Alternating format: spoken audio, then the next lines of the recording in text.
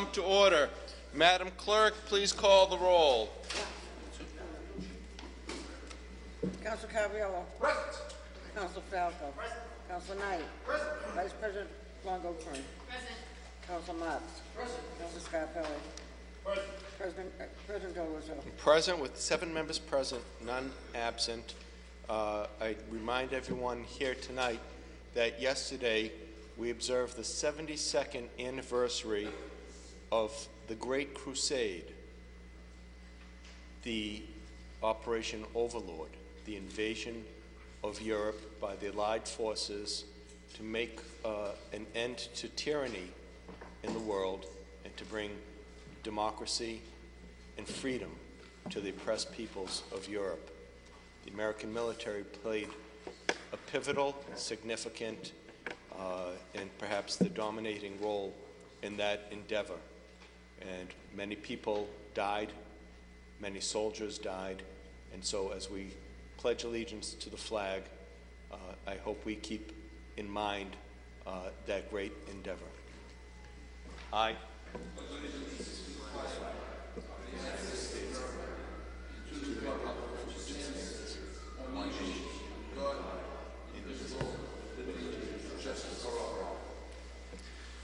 Chair recognizes Councilor Knight. Mr. President, I call for suspension of the rules to take paper 16532, please. On the motion of Councilor Knight to take paper 16532, all those in favor? All those opposed? Motion carries. 16-532, request for expenditure from Law Department claims over $1,000. Account number 010-151-5762. Date May 31st, 2016. To Frederick Del Russo and the honorable members of the Medford City Council from Stephanie M. Burke, Mayor. Claimant Mark Hennessy. Date of accident August 14th, 2014. Date of settlement May 31st, 2016. Date of trial request not applicable. Amount of request $3,400. A description of alleged claim. The claimant Mark Hennessy of number 32 Russell Street, Melrose, Mass. Seeks compensation for property damage suffered as a result of an accident involving a DPW vehicle on Governors Avenue on the 14th of August, 2014. Mr. Hennessy's vehicle was parked at that time. The case was settled prior to trial. Necessary release has been obtained from the claimant. Breakdown to amount requested. Medical costs, 0. Lost wage, 0. Property damage, $3,400. Total settlement, $3,400. The chair recognizes the Assistant City Solicitor at the podium to make explanation on this matter. Madam Solicitor. Please Thank you, Mr. President. For the record. Kimberly Scanlon, Assistant City Solicitor, 75 Ashcroft Road in Medford. Thank you, members of the City Council. As Mr. President has stated, this is a claim in regards to, would fall under Chapter 258, the Massachusetts Tort Claims Act, that occurred on or about August 14th, 2014 on Governors Avenue. Thank you. Thank you, Ms. Scanlon. Mr. President, it appears that everything's in order here. I'd move for approval of the paper. On the motion for approval by Councilor Knight, seconded by Councilor Caraviello. Seconded by Councilor Caraviello. Yes. Madam Clerk, please call the roll. Council Caraviello. Yes. Council Falco. Yes. Council Knight. Yes. Vice President Longo Kern. Yes. Council Marks. Yes. Council Scarpelli. Yes. Frederick Del Russo. Yes, with the vote of 7 in the affirmative and none in the negative, the motion passes. Chair recognizes Councilor Caraviello. Mr. President, while we're on the suspension, can we take paper 1530 and 1531 out of order, please? On the motion of Councilor Caraviello to take these petitions out of order, 15-530 and 15-531. 15-530, petition for a common victualers license by 7-Eleven Incorporated, 3200 Hackberry Road, Irving, Texas, 75063, doing business as 7-Eleven, number 37,372H at 133 Main Street in Medford. On file are all appropriate certificates. Is the petitioner present? Please state your name and address for the record. Please state your name and address for the record. Name is Andrew Chan. I'm a field consultant for 7-Eleven, situated in resident in Medford. Counselor. Mr. President, 133 Main, that's the one right over by the police station, correct? Yes, sir.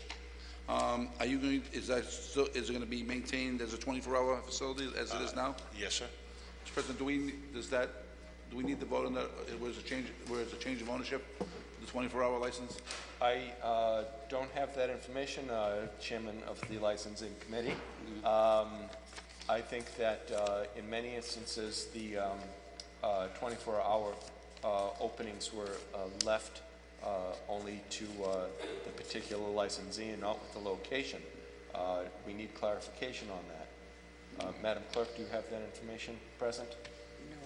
No, I don't. Madam Clerk does not have that with her. Mr. President, I find the papers to be in order, and sir, it looks like you're going to be doing some remodeling. Not at this time, no. What it says right here, It will be in the future, yes. in the future, will be going through mine. Yes. Mr. President, I find the paperwork in order, and I move for approval. On the motion for approval by Councilor Caviello, all those in favor? Opposed? Councilor. It's my understanding we don't have a determination as to whether or not they need a special license for extended hours at this point in time? We don't know, yes, we don't have the particulars on that. I don't feel so comfortable approving. If we could just find out if there's a problem, let the gentleman know that he has to obtain a 24-hour license. But I mean, yeah, if I'd the be license supportive isn't of, grandfathered through. Mr. President, I'd be supportive of the measure if we granted a normal common victuals license and allowed the gentleman to come back and petition for extended hours at a later date. Yeah, there's provided, no request for extended hours of operation. well, so if we look at the would be petition, it says assumed that- 24/7. I'm sorry? The petition says 24/7. Right. Done? Yes. Does that. So my concern would be that we're approving it for 24/7, but he may have a requirement to go through a special permit as well.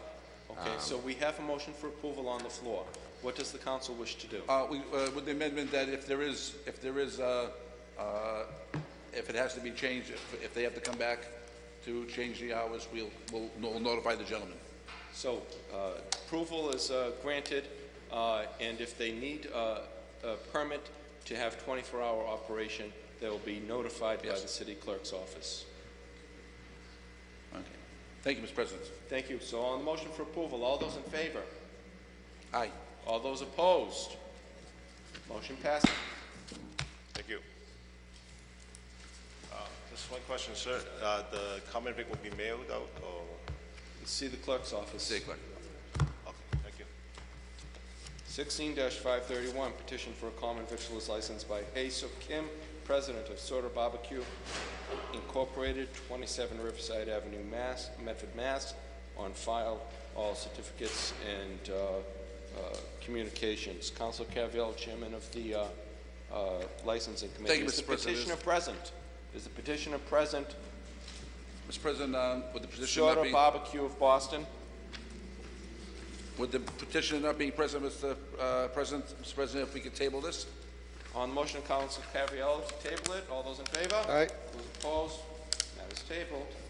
Mr. President, while under suspension, can we take Can we table item number 16533 until our budget discussions and budget hearings are complete?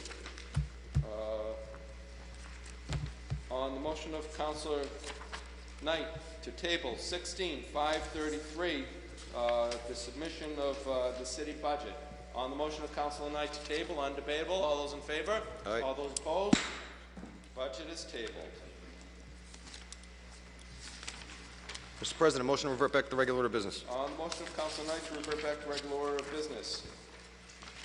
All those in favor, all those opposed, motion carries. 1516-528, offered by Councilor Marks. Be it resolved that lane markings be painted on Route 60 West heading into Medford Square, starting at Pure Hockey. Additionally, that clearly marked left turn lanes coming from City Hall Mall Road onto Route 60 be painted in the interest of public safety.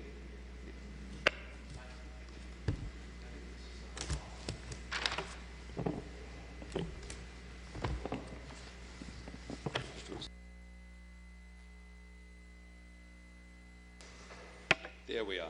Thank you, Councilor Marks. I apologize. Thank you, Mr. President. And I know we have a resident here, Max, that would like to speak on the issue. This has been an issue that's been on the agenda for the city for several months now, and if anyone's familiar with the area, if you're coming down Route 60 going west, heading into the square, right around Pure Hockey, the lane markings are non-existent, and when cars are merging onto that portion of Salem Street, they really don't know which lane to be in, and coupled with the fact that if you're on City Hall Mall Road, which is right next to City Hall, and you're coming onto Route 60 from City Hall Mall Road, and you're taking a left there, there are no markings when you get onto Salem Street which lane you should be in. So you could be in the far left lane trying to get into the right lane so you can go towards West Medford, and it's really a free-for-all. And I'm shocked there hasn't been a major accident or even pedestrian safety concern there based on the lack of markings. Now, this has been reported for the past, I believe, close to 2 months on C-Click Fix, and it's been escalated up to the DPW, but I'm not quite sure why lane markings that were already established, we're not recreating a new road, we're not asking for engineers to go out there, we're asking to repaint the lane marking in the area, in the interest of public safety, why this can't be done. So I'm offering it tonight, Mr. President, with the hopes that this will go immediately to DPW. I don't think this is a traffic commission issue. It's just a mere painting of already existing faded lane markings. And I would ask that the DPW go out there immediately in the interest of public safety and rectify the left turn lanes coming from City Hall Mall Road onto Route 60, and also coming down Route 60 West, heading into Medford Square, right about where Pure Hockey is going forward. So I would ask that in the form of a motion, Mr. President, and I know we have a resident that has the same concern, Mr. President.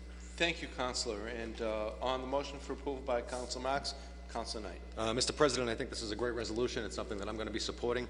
I hope the gentleman doesn't mind if I amend it to request the same at the foot of Forest Street at Salem, with a right turn onto Forest Street and a left turn onto Main, as well as the arrow that goes straight up High Street, because I see a lot of confusion in front of Modern Pastry in that area as well. But I think it's a great resolution, and it's certainly something that I support wholeheartedly, Mr. President. As amended by Councilor Knight and seconded. Sir, you wish to address the council? Welcome. Please state your name and address for the record. Sure, I'm Maxim Weinstein, 57 Ashland Street in Medford.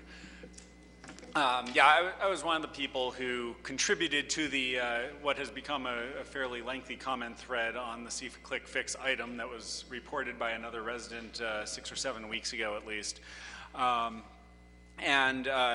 You know, I want to first say that, you know, I want to give credit to the administration and to the City Council for supporting the C-Click Fix efforts, because I think it is a really valuable tool both to improve the ability of residents to report these issues and for the city to be aware of them and to track them and to provide visibility into what's going on. I do think one of the sort of growing pains we've seen with the system so far is that issues get added, and frankly, I will say that some of the residents don't seem entirely clear on how to use the system to the maximum effect either.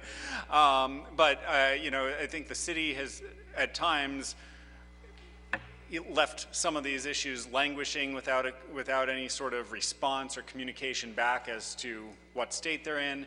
I noticed this particular issue when I just looked at it about 15 minutes ago was marked as closed for no apparent reason. And by the way, I think anyone with a login can mark an issue as closed. I don't think only the city has the power to do that. I'm not 100% sure.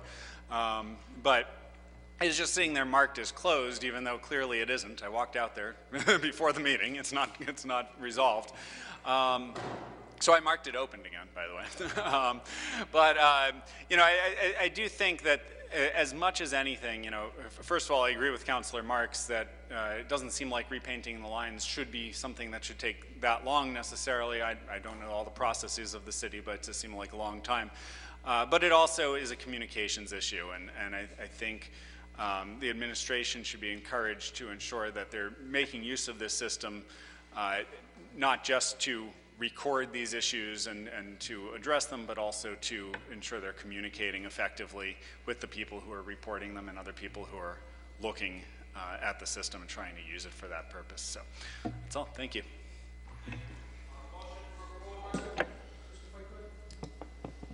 I think what we heard tonight is yet, again, more important feedback that Max just mentioned about when we met with the mayor last week about how we can improve See-Click Fix.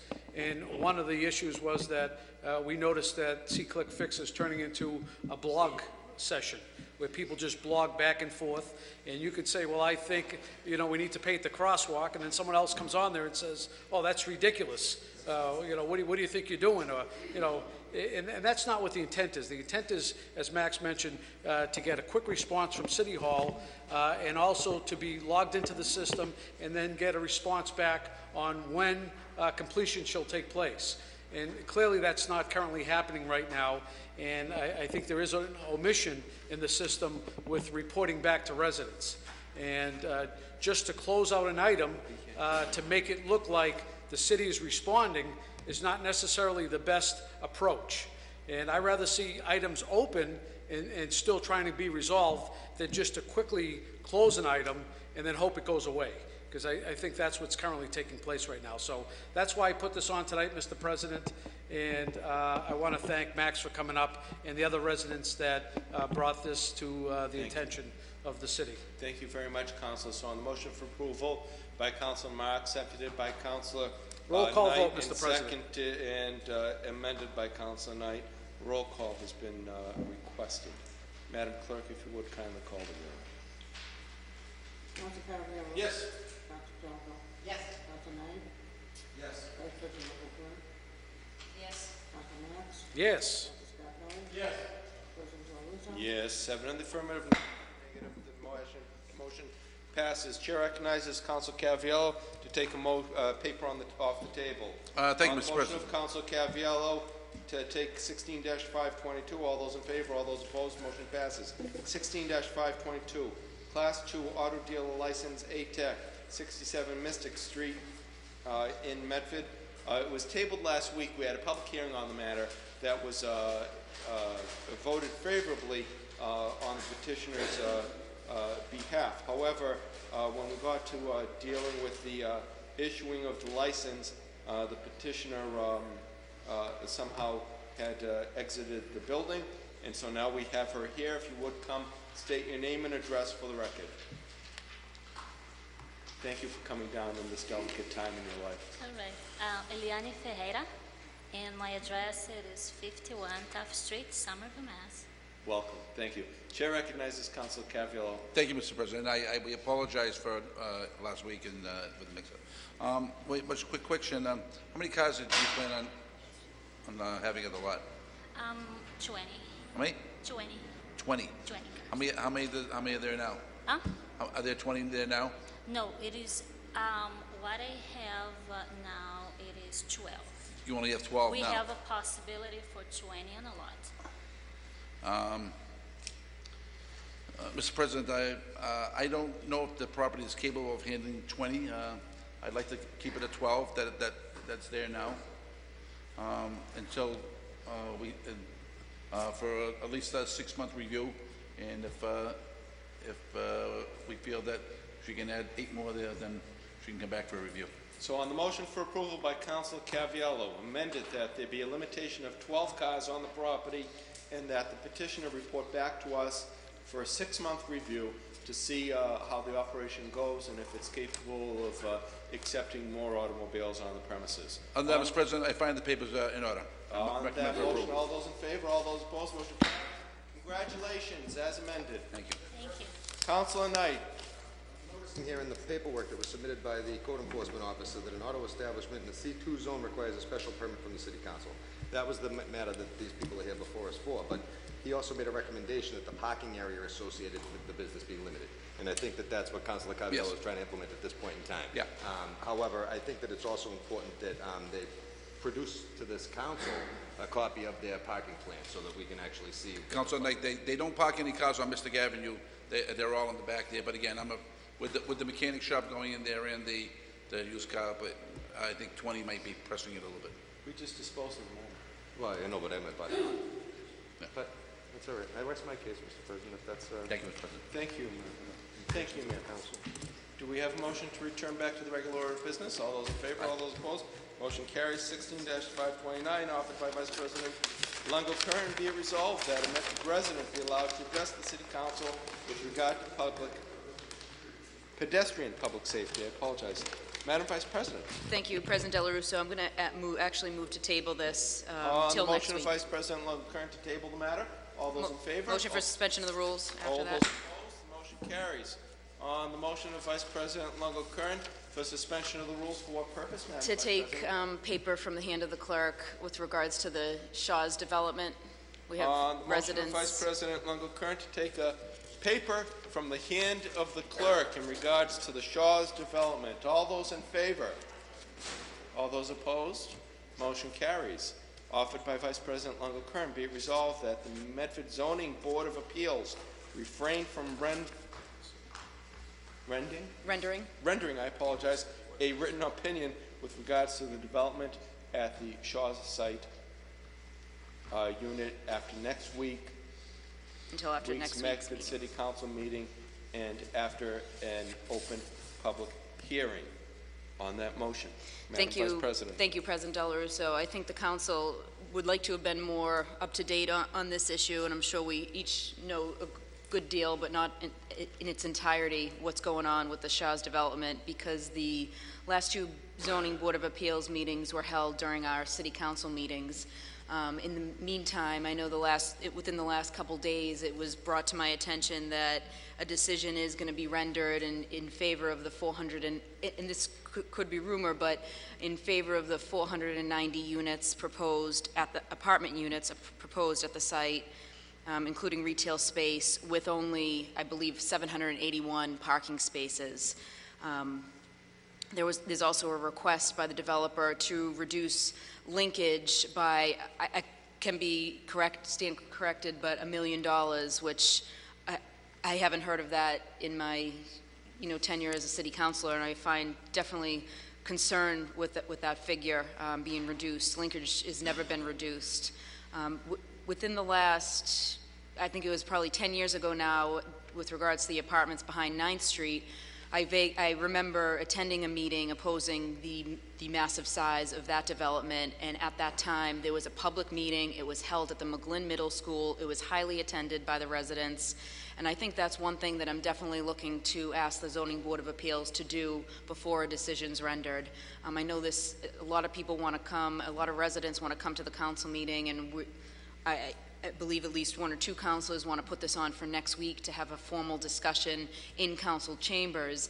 But in the meantime, I'm just simply asking that the Zoning Board of Appeals let the council catch up, let the residents be heard, and hold off on filing that decision. I know it has been a possible complaint filed with regards to how those meetings were run. That's definitely an issue that I need to look into further, and the massive size with the traffic and parking impact in that neighborhood is something that people are, those meetings were highly attended, but more people, obviously, we need more attention to this issue, we need more publicity to this issue, and we need more time to allow the residents to voice their concerns. It's something that I see that should be reduced in size, and that's just my opinion, but no matter what, we just need public input, and the council needs to, obviously we're getting calls since we've heard the decision is going to be rendered, getting phone calls and emails and reading about people being unhappy, and I just believe that the residents deserve, and the city of Medford as a whole deserves time to voice those concerns and ask questions in a more appropriate manner. Madam Vice President, if I might ask, why wasn't this brought to the council before?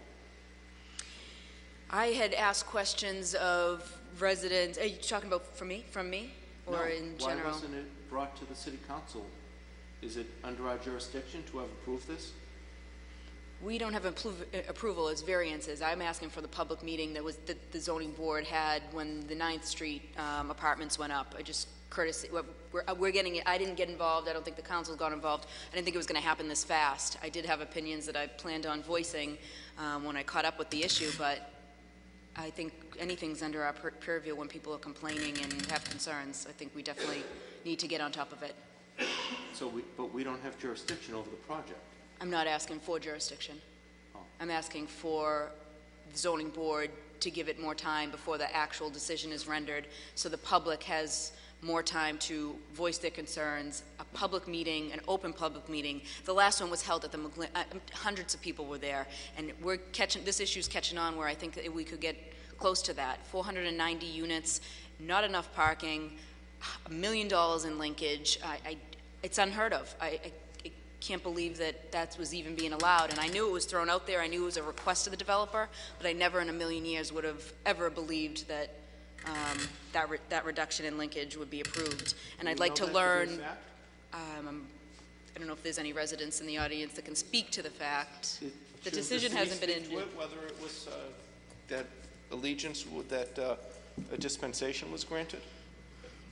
That's the rumors, and that's what I want to try to get to the bottom of. Yep. Very good. You all set, Madam Vice President? Yes, I'd like to. Thank you. Good evening. Welcome. Please state your name and address for the record. Jean Martin, 10 Cumming Street, and so I'm a direct abutter to this project, so thank you very much for giving me the opportunity to speak. I went to the meeting last week, and the residents, first of all, I want to humanize the residents in that small-scale residential neighborhood that abuts this project. That's how they refer to us, the small-scale residential neighborhood. That's what Cumming Street was. 4 of the direct abutters down the street were there. They're all women, all senior citizens. 2 of them have been in that neighborhood. They were second mothers to me. I take one of them to their doctor's appointments. I just want you to know that these people that directly abut this property, you may have opinions on me, that's fine, but they all showed up, these 4 women at the bottom of the street, all senior citizens. They're intimidated to speak. One of them didn't speak at all because the process just intimidates her. So I'm going to try to get them to come down to this open meeting next week if we can, so that they can have a voice. We had each 3 minutes apiece to speak on the issue, and that wasn't enough time. This is 490 units. It's too big of a scale of a project in my neighborhood. I'm having a not in my backyard moment here. This is directly in my backyard. And they designed it so that they could maximize the lot to put the most units in to get the most money out of this. It's clear because they go all the way to the boundaries. They said that they were going to put in retail space. They said that they were going to have 7,000 square feet or something. And they are going to keep my bank, which is great. I go to Eastern Bank. They're going to keep the bank. But outside of that, they're going to have 1 or 2 more stores. They're not going to have, it's not going to be completely storefronts on the bottom and then condos on top. That would benefit me as a neighbor. I wouldn't have as much of a problem with that.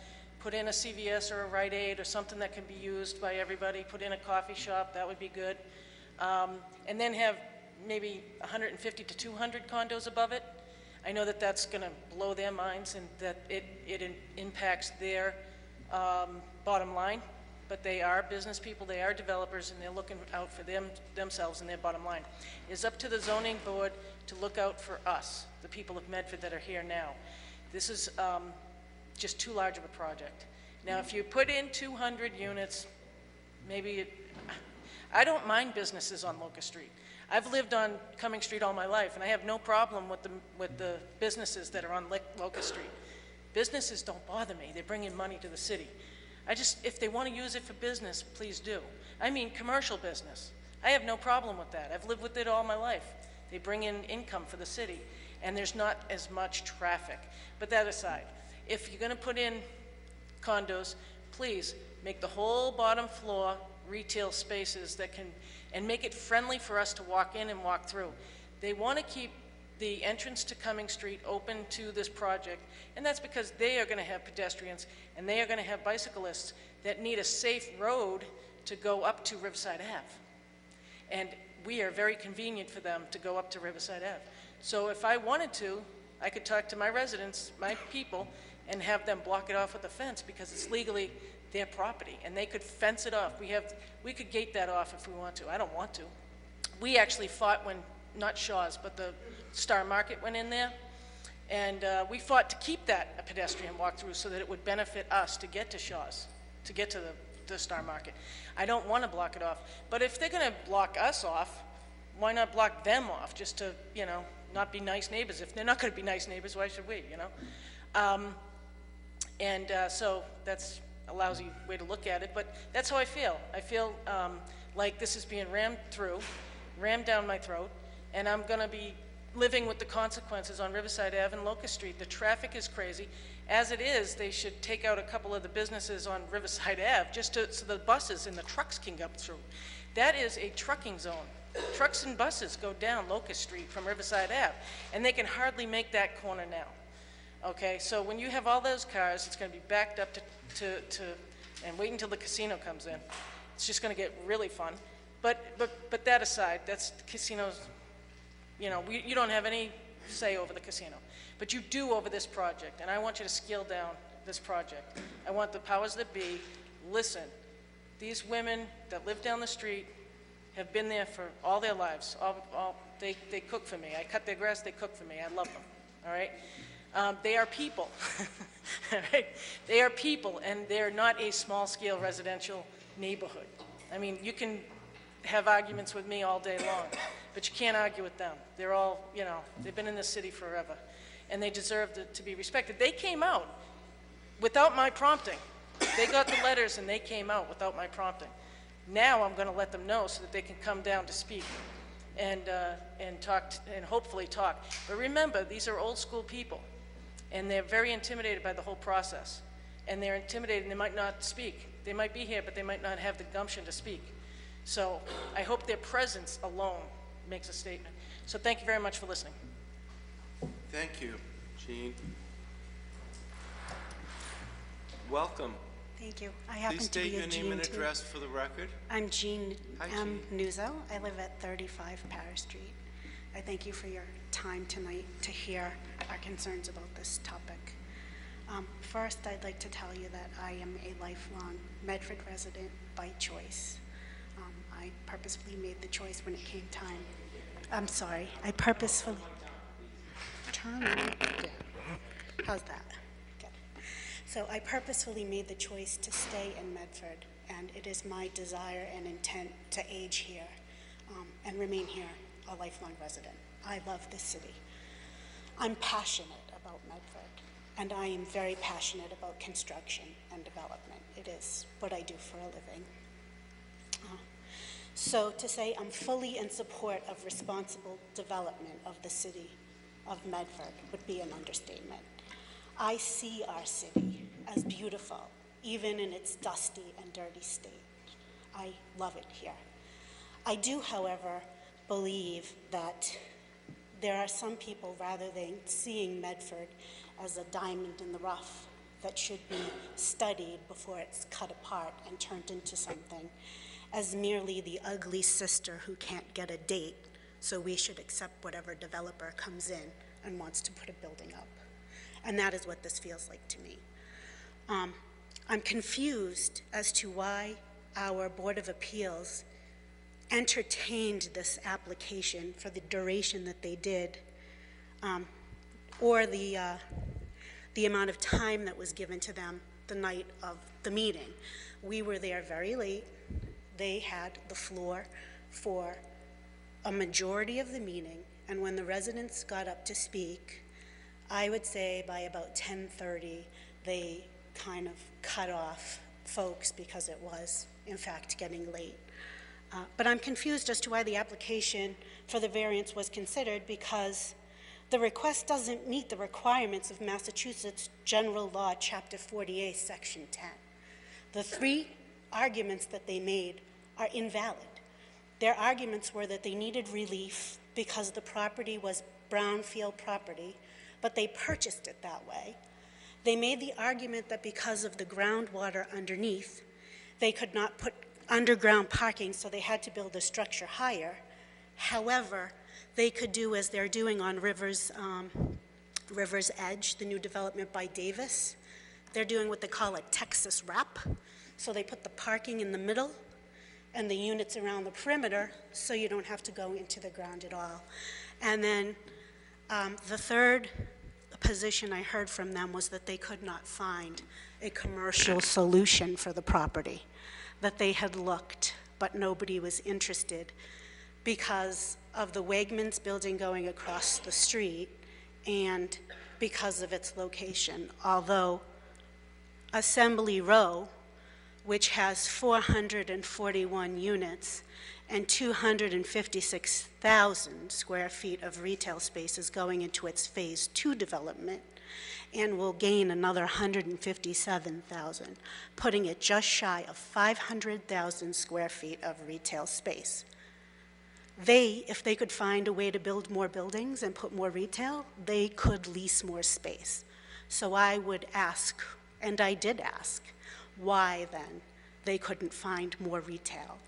In addition to that, the city of Cambridge has a deficit of life science property, and there is an outward migration not only of residents, but of Cambridge businesses in the smaller life science groups that are moving out to Somerville and Belmont and Watertown, which are all further away than Medford. So I would argue that their positions were perhaps not as well thought out of what the marketplace would actually bear. I think there's good opportunity for Medford to avail themselves of this potential type of development. I'd also like to point out for your consideration that although the abutters will be impacted and they were in attendance, those that were there expressed the fact that they were never provided an opportunity to participate in the development or provide feedback on any portion of the design of that unit. That the first time they were seeing it was either at the community development meeting or at the variance application meeting, that hearing that we were in attendance. And I did attend both. I attended the development board meeting, I attended the Board of Appeals meeting. In both instances, residents expressed the desire to reject this application and that it wasn't good for the city. And in both instances, everybody was looking to come to a compromise, asking them to make it smaller, to design it more to the intent of what Medford architecture looks like. And they were a bit belligerent. They were very sure they were going to get their variance, and they didn't really care to listen to what Medford residents had to say. I'd also like to point out that I think true public hearings are critical because although this affects the abutters, it affects the city, not just from a traffic perspective, but if we have this unit come in this large that doesn't consider a strategic plan for the city of Medford, we are inviting other developers of this type to come in, and we miss the opportunity to work with some of the big developers that I'm fairly certain would be interested, that have helped to develop some really landmark properties around the greater Boston area. We should really be looking to benefit from what they're calling the urban edge or the urban ring outward migration. We are centrally located. We, real estate, location, location, location. So we can either just take whatever comes our way, or we can really be mindful. And I'd like you to, if you've seen, I'm hoping you guys have all seen the rendering. It's a very tall building. It's 75 feet or so tall.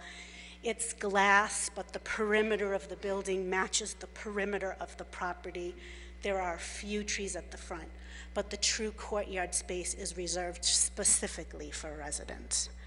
I'd like you to consider developments like that on High Street and Salem Street and Mystic Ave and Riverside Ave. I'd like you to consider that if we let this unit go through, we are sending a signal to this type of developer that they can come in and put those units wherever they see fit. Now, certainly, I know that some people don't like Station Landing. It didn't turn out the way that we were all promised. But where it was located, it was not an eyesore. There was nothing there. So what it was better than, you know, a big barren field. But in these instances, we would be losing real estate opportunities to these huge developments.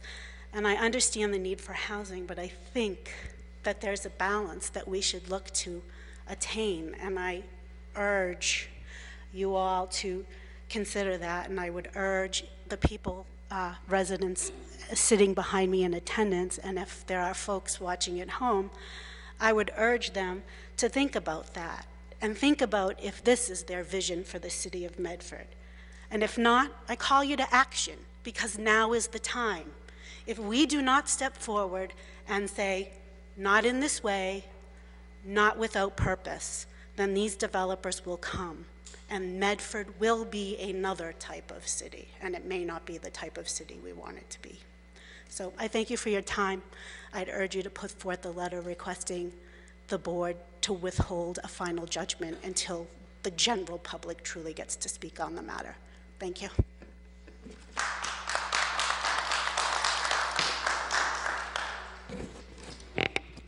Chair recognizes Council Caviello. Thank you, Mr. President. Mr. President, I thank Councilor Longo for bringing this forward. I think we've all either heard or heard either through the social media people about the project and how large it is and people's concerned about it. You know, in my short time here, in my 4 years, 5 years here, other companies have had the courtesy to come before this board and show us their plans of what they're going to do. And I wish this company did the same, and I would hope that all companies coming into the city would have the courtesy to come before this board and at least give us the opportunity to see what they're going to be doing. I have a problem, and I understand our options here are limited what we can do, but you know, the same appeal board denied a project which was of much smaller size for parking reasons, and similar to this, and which made the building owner unhappy. And this project, you know, we talk about affordable housing. They're only giving us 3% of affordable housing out of this here. From what I understand, there's only going to be 14 units of affordable housing. 14. Huh? Yeah, that's. I think we should be getting more affordable housing out of this, which is there. But again, and also this property is also zoned industrial, and it's time that, you know, we look at our zoning laws, and maybe start looking at and changing them to the current times, Mr. President. So again, I thank Council Longo for bringing this up, and maybe it is moving a little too fast, but again, and I know our options are limited here.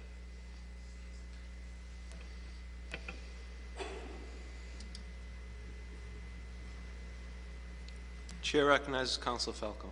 Thank you, Mr. President. And I want to also thank Councilor Longo for bringing this up tonight as well. This has been one of my major concerns since being elected, and that is, and I made a resolution earlier in the year, back in March, that we need to take a complete look and review our zoning, because it's at the point now where Medford has become very desirable, which is great, but we have all kinds of developers that want to come in and do whatever they want, and that's a problem. I'm for development, I like development, but it needs to be smart development. It needs to be well thought out. We are in a great location, we're close to Boston, but development needs to be thought out. And I think a lot of our zoning is outdated. It needs to be looked at. And we're at the point now where we've let it go for so long that, you know, trying to reel it in is going to be pretty tough. I had a resolution to take a look at complete zoning for the city of Medford. It's an expensive endeavor. It probably costs maybe about $250,000, but I think in my mind it's probably money well spent, because we are at a pivotal moment now where we have a lot of developers coming in, and we're either going to go in a direction where we're going to just develop all over the place, or we're going to put on the brakes and say, wait a minute, we need to actually have a master plan as to where we want our city to go. And I really think that we need to take a look at this. My opinion, I will be honest with you, I think it's too big. 492 units in that neighborhood, with Wegmans coming in, a casino down the road. I mean, the traffic, it's a 2-lane road now. Can you imagine the traffic when you have 492 units, a Wegmans, the casino, and just the traffic that we have in that neighborhood now? It'd be out of control. I recommended early in the year that we hire a traffic engineer. It's not in the budget this year. It's not in the budget. We need a traffic engineer now more than ever. I mean, if we're going to have development, it has to be thought out. And the way I look at this, this has not been well thought out.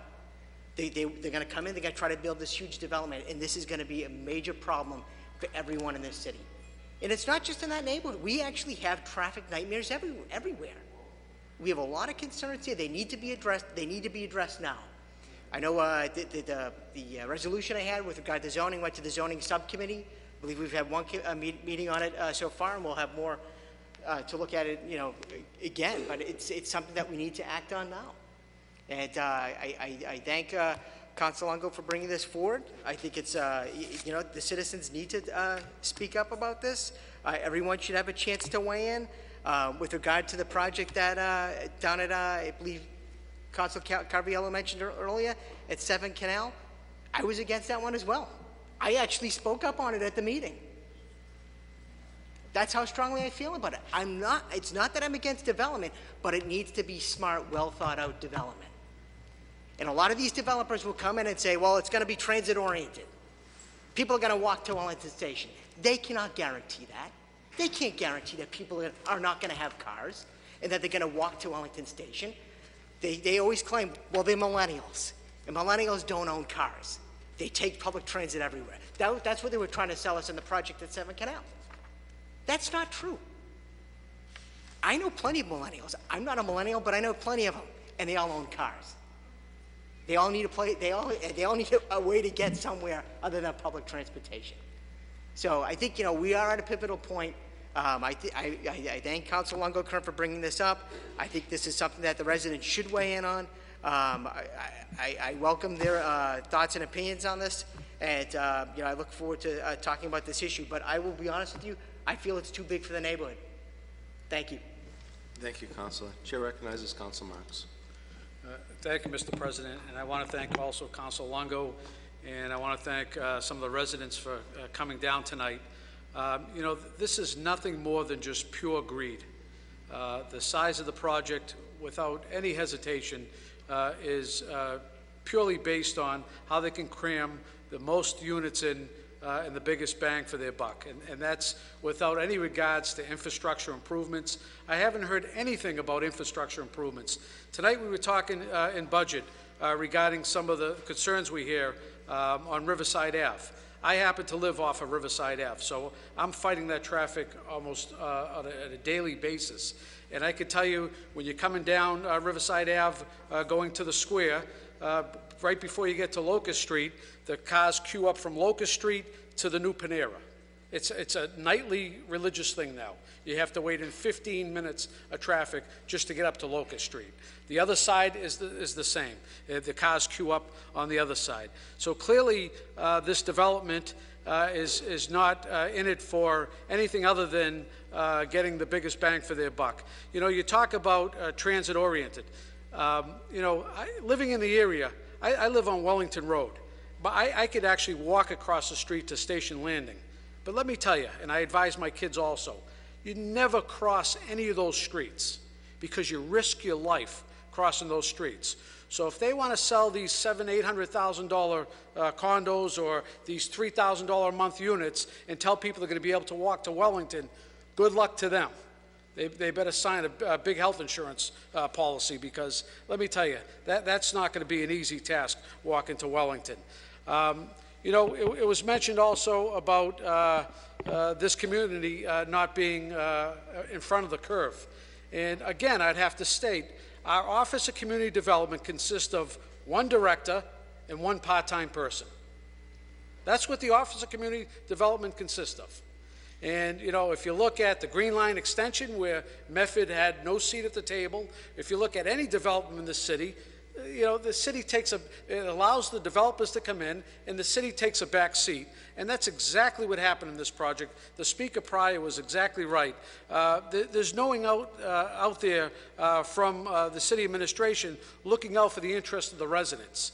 And let me tell you, Madam Mayor, who was quoted in the paper saying, this is great for the community, that she's excited about it, and so forth. People live in that area, Madam Mayor. You may not think so, but people actually live in that area. And, you know, the whole talk about quality of life, whether you live on Plaisted Road, or if you live on Cummings, or if you live on Riverside Ave or Parish Street, the quality of life is the same throughout the community. So whether you're about a commercial district or live in purely a residential district, you have that same right for quality of life. And, you know, to think that there's no residents that live in this area and, geez, we're putting in an area that really no one's going to notice is being short-sighted, in my opinion. I like the idea of asking the board, because we have no control over the board, but asking them to hold off their final judgment until there is a full public hearing where people can attend. And also, I've never seen, since I've been on the council, the number of variances issued for a project. It's unheard of. I've never seen that number of variants issued. To stick a project in where, you know, we have Wegmans, you know, the Shaw site, for a number of years, people probably heard the rumors a Market Basket was going to go into the Shaw site. And people of the community, because Market Basket has very competitive prices, were welcoming Market Basket into the community. And from what I heard, the owners of the property, for whatever reason, kept Market Basket out. They didn't want Market Basket in there. Some of the other shopping markets didn't want the competition, and now we're stuck with 490 units, of which my kids won't be able to afford, your kids won't be able to afford, and many people in this community are priced out of even the affordable units you can't afford in these particular buildings. You know, when we sold the old schools back some years ago, we went to centralized schools, we had the unique opportunity with city-owned buildings to use for purposes we need in the community. You know, there are purposes in the community right now. If you have a senior parent that lives in the community and they may need assisted living, guess what? You got to send them out to Reading, Andover, not in Medford.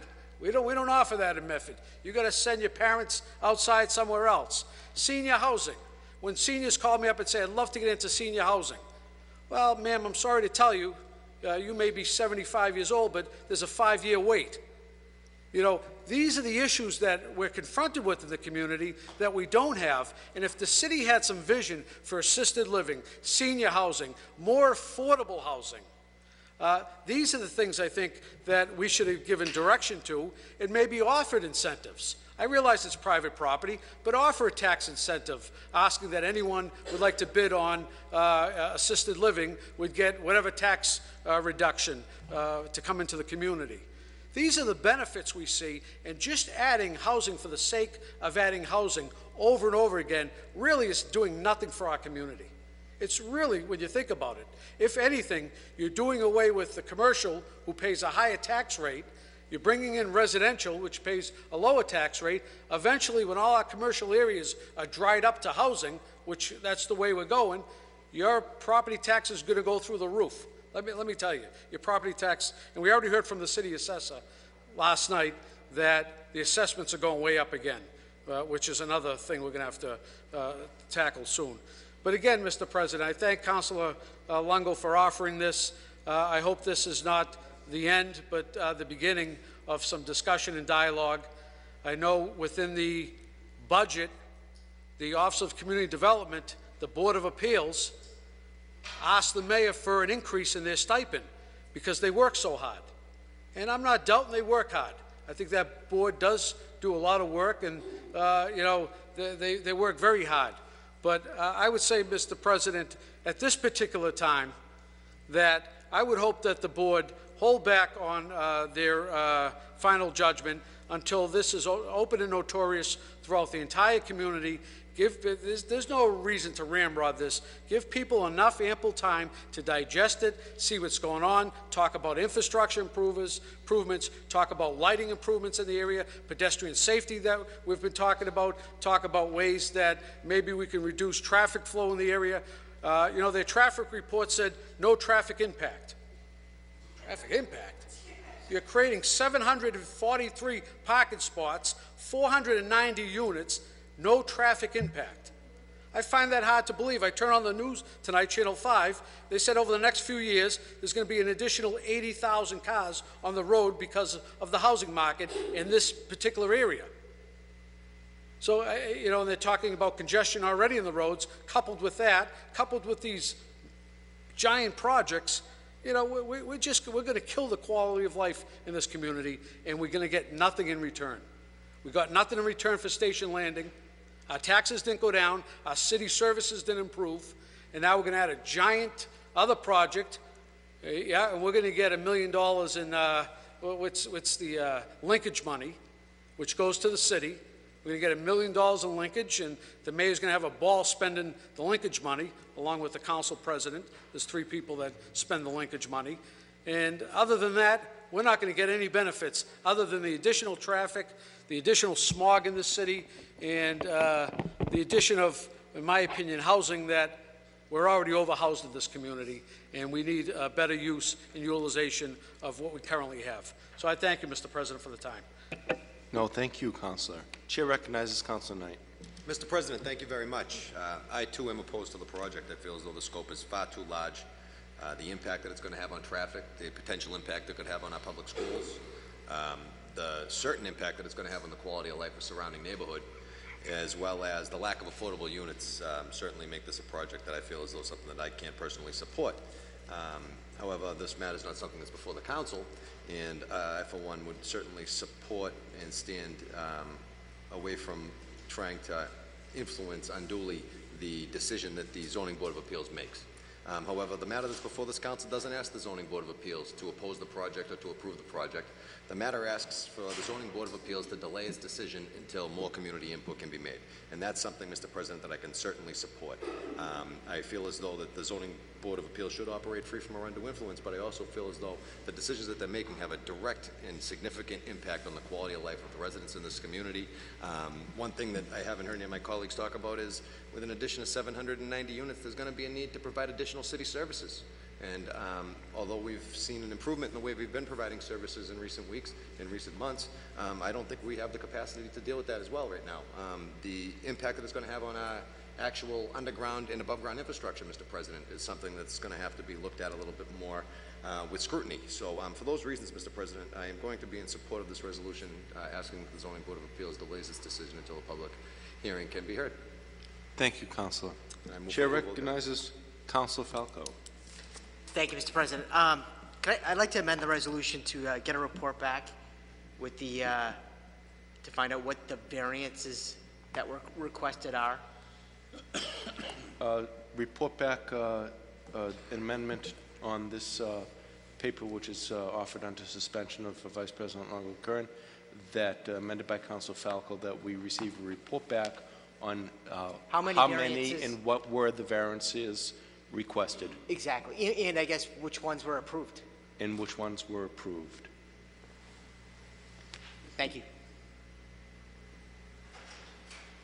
That's it? Yes, thank you. Thank you very much, Councilor.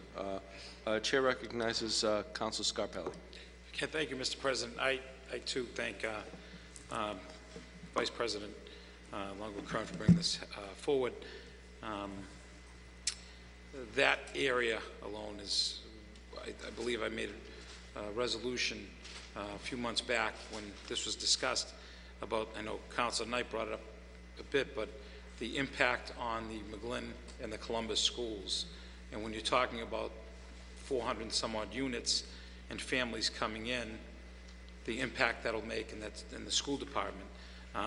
We still hadn't heard anything and what kind of an impact that would make. And I too echo the remarks of Councilor Falco and understanding where we want to go as a community and having a plan in place of our vision, whether it be 2-year or 4-year or 10-year. I believe that's what neighboring communities have done and looking in the direction they want to go. I mean, I too have heard the stories in the last week that, you know, the new auto mile on Mystic Ave and what we could have done there as development. So, but I understand that I also agree with Council Knight that the Board of Appeals has their own process, but I think that we need a voice from the community to share their thoughts and their concerns, because it is a major concern. I think for me is the safety of that area, and we talk about cut-throughs and traffic issues and the heights and the cut-throughs and how dangerous the areas are. What frightens me is how crazy that area is at the McGlynn School, and we talked about that being not a commuter school at a time when we were on the city school committee, and the number of cars and lack of parking and the congestion in that area, and the effect it's going to have on the educational piece. I think that it needs to be weighed. So again, I thank my colleagues, and it's good to see the community stand up and have that love of Medford and passion to see the other directions it might go in. So thank you. Thank you, Councilor Scarpelli. Chair recognizes Councilor Knight. Mr. President, thank you. I'd like to further amend the paper as well. I'd like to ask that the zoning administrator report back to the City Council as to what the current zoning is at the site, what the conforming uses are. Further amended by Councilor Knight that the zoning administrator report back to the City Council as to what the zoning, how the property is now zoned, and how the property is now zoned, and how the property is now zoned and what the conforming uses are currently based upon a zoning table. Uses are, and the zoning officer would be the building commissioner. Building commissioner. My apologies.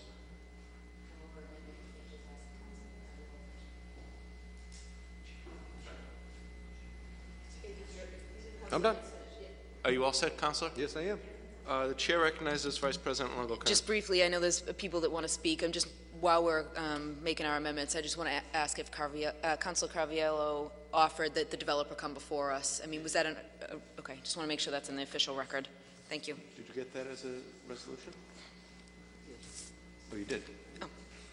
That he asked for the developer to come. That was so that was an amendment. I apologize, Perfect. Councilor. Thank I didn't catch it as such.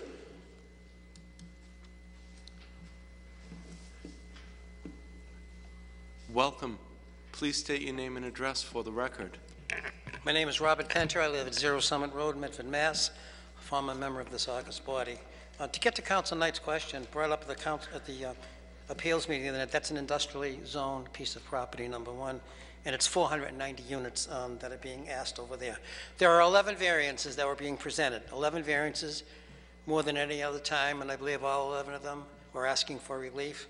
And according to the preliminary decision, they've been granted. That's an awful lot of variances on one single piece of property. I think folks really need to understand something, that night it was an extremely hot night. And the residents that were there, they waited all night long to make sure that their comments were made, while the developer took as much time as needed, and rightfully so, to present their position.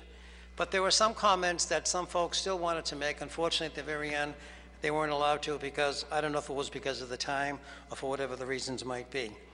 But there are two sites and sections of our own municipal laws that need to be reviewed.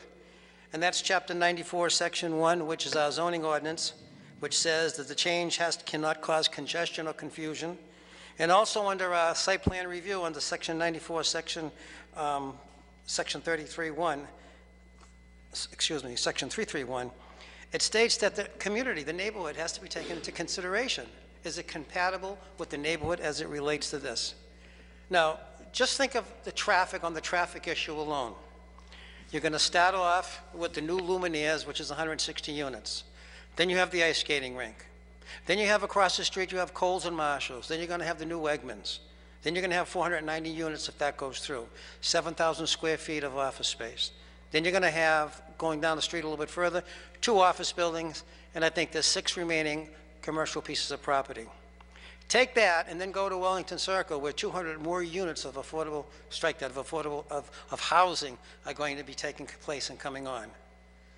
Now just imagine in the middle of the day, 8, 9, 10, weekends, night times, whatever it might be, taking into consideration once the new casino comes in. You have Riverside Avenue, you have Locust Street, Mystic Valley Parkway, Harvard Street, and all the side streets that spin off of that.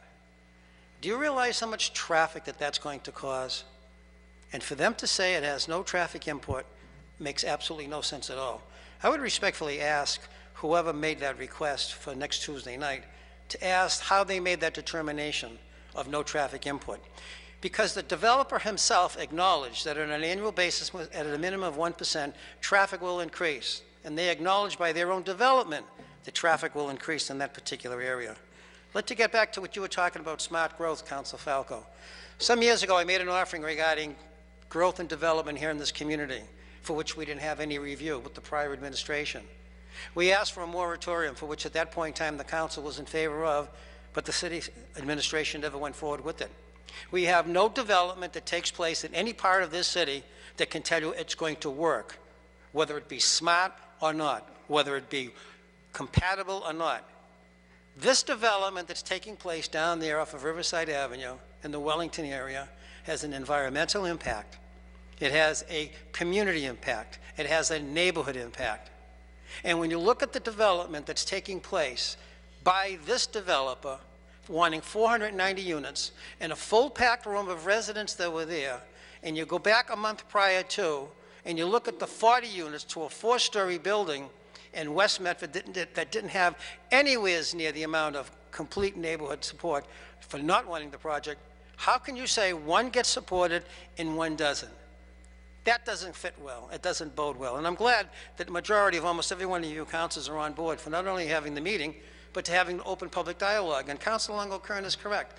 Some years ago when they were doing the 9th Street project, because it was such a large particular project, at that point in time the council asked, and the developer agreed, they came before the council, committee of the whole, and then before the council, and we had a complete community meeting on that. Talked about what units were going to be affordable, which ones weren't going to be affordable. I think it really needs to be understood, and I think, Jeannie Martin, you said it right in the beginning, small-scale residential neighbors. Even if it's one person that's impacted, that's one too many. And when you get the administration, and this present mayor and her administration, making the comment on April 27th, as reported in the paper, that this is a great place to develop a new neighborhood, and we're excited about it, how can you be excited about it when the neighborhood itself wasn't even aware of it, didn't even have an opportunity to come and speak? Well, maybe the Board of Appeals offered their opportunity for the public hearing. It never got here. You're right when you're saying that your zoning should be reviewed. It should be reviewed only because of the fact you don't want to keep going through things of this nature. This is a huge development. This isn't singular. This is coupled upon that for which is already there. And that for which is already there will totally decimate that particular neighborhood. This isn't even a 3 or a 4-way road. This is a 2-way road going in.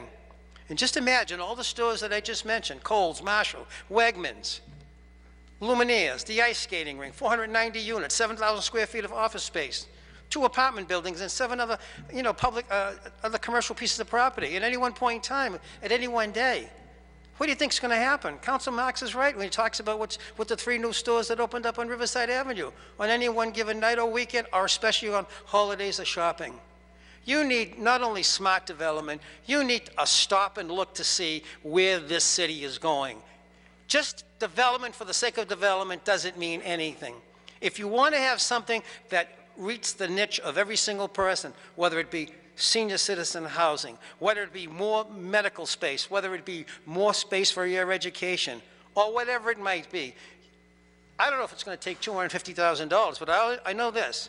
You would want a complete community interest.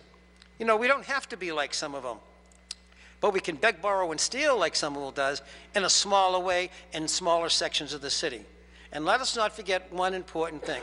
At that meeting last Tuesday night, the neighborhood was most conciliatory by saying it wasn't that they were against the project, it was way too large, didn't fit the neighborhood, and they were willing for something that would be much more reduced, that would be more compatible, and at least people could live with. That's all that they're looking for, something that they can live with, not something that's going to be thrown down their throat because they didn't have an opportunity for input, but more importantly, just because the city's going to garner approximately $2 million in taxes and approximately $1.6 million in linkage fees, this administration's looking at the money and they're counting the beans as fast as they can. And who's going to pay for it? The neighborhood's going to pay for it. The people who have been there, who have taken care of their property for years, all the side streets off of Riverside Avenue. Try to get up Harvard Street now in the morning, add this to the congestion, and wait till Wellington Circle takes place and the 200 units over there. Is everybody going to have a car? Absolutely not. But even if it's 10% more on that road, it's 10% more it can't handle. We have a police department that's in desperate need of help. We have a school department, we don't know if it's getting maxed out because of these units. You have a fire department that's stretched, we don't even know, because the administration won't let them do a trial run into Wellington Circle to make sure we have a satellite fire station or a police station there, for which the prior administration looked into but never did anything about it. You have so many issues here that are confronting you here, and to have the Board of Appeals just vote preliminarily to go forward and grant the easement, it's only going to satisfy those money-hungry developers coming in. Look at Lumineers. They're not even in there a year, and they sold out for $66.6 million. Think about it. Who's to say this company won't do the same thing?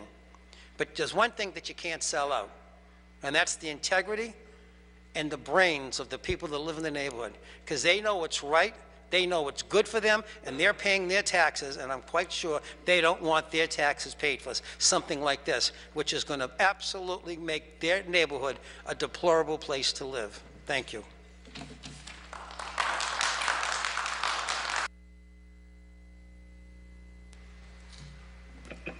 Welcome. Please state your name and address for the record. Hi, I'm Cheryl Rodriguez. I live at 281 Park Street, which may not sound like an abutter, but I am a perfect cut-through from the Fellsway to Riverside, will lead right to this development. I attended both meetings, the community development meeting and the zoning board meeting, and Bill Brown, Park Avenue, New York, represented Equity One, and the statement that is ringing in my ears from that meeting at the end, he turned around and looked right at us, all the citizens who'd sat there for an hour-and-a-half presentation, and then he got a rebuttal after that, and he said, "It's coming. Just deal with it. It may not be me, but it's coming. You live in Medford, you're close to Boston, and people are going to build and build and build." My response to that was, no, Medford's going to say no. We're not going to let anybody come in and build anything they want. We're going to have some common sense. Unfortunately, I was wrong, but some of the things that he asked for and is granted, I did speak to Dennis McGonnell, I believe it is, and he said that this has passed. They just haven't had time to write it up. He is adding over 1,000 toilets to Locust Street, and the city engineer asked him to expand the water line. He said, sure, I'll expand the water line. It'll cost me about $950,000. I'd like that deducted directly from my linkage fees. The city said yes. He said, I'd also like to build a path to get to Freedom Way, probably because the people renting those units don't want to pay for the second parking space if they want. He's going to charge rent for that. They'll park at Hormel. He also wants to, the city is going to pay for that pathway because it's cheaper for him to build it, but he shouldn't have to pay for it. He also wants to build a path to Cummings. Someone from Spring Street said, is that so he can people can park on Spring Street? He asked the city to pay for that because it's on city property, so he shouldn't have to pay for it. He wants to give the city nothing. He wants to take everything. He thinks nobody drives, but he's building 781 parking spaces. He said that the community will not be coming onto this property because he's going to build 7,000 square feet of retail, but it's just going to be convenience. Someone said, will that include a coffee shop? He said, no, that won't include a coffee shop. So we're talking convenience store, dry cleaner possibly, and an Eastern Bank. So we're going to have 3 new driveways that are going to feed traffic onto Locust. His traffic study only included Locust Street, no other streets. This is going to impact Riverside, this is going to impact 16, this is going to impact Park Street, this is going to impact the square, this is going to impact everywhere. It's too large. More of the room was full of residents. It was 85 degrees. They turned the lights out on us so they could show their PowerPoint presentation. We all sat and we waited and we waited and we all said, we're not opposed to development here, We were told in the transcript article, it said the mayor was expecting a Stations Landing type development. This is not a Stations Landing type development. It's too big. It needs to be scaled back. We need to consider the needs of the city. The schools are already crowded, and they're building a pathway to Freedom Way. You think that's not because they're going to have children in the schools? It is. We need to consider this. Seriously, we need to stop this, or everyone else will keep coming. Thank you.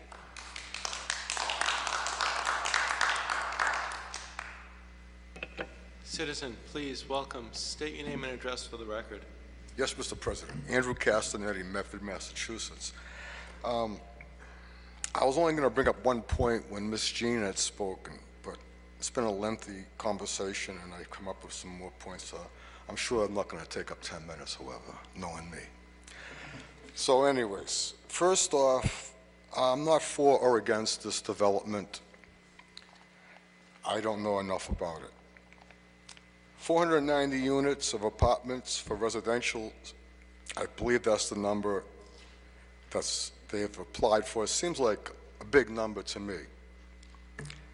Can someone give me an idea, like a block away from this location, behind the old Meadow Glen Mall, where Webmans is going to go? I think Mr. Marauder built some condominium complex, kind of a large building, I'd say. Does anyone can answer my question, like how many units that is, to give a comparison, to put this in perspective a little bit? Someone, please? Ballpark? Anyone? 100.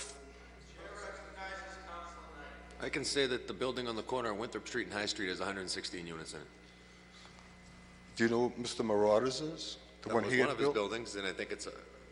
And You think it's a... there's like 100. There's 116 units on the corner of Winthrop and High at that 116? building, and that's just in one building. So if it's the a... scope of that, if it's 6 times the size. Approximately, if it's a twin size, that's about 100 units, 120.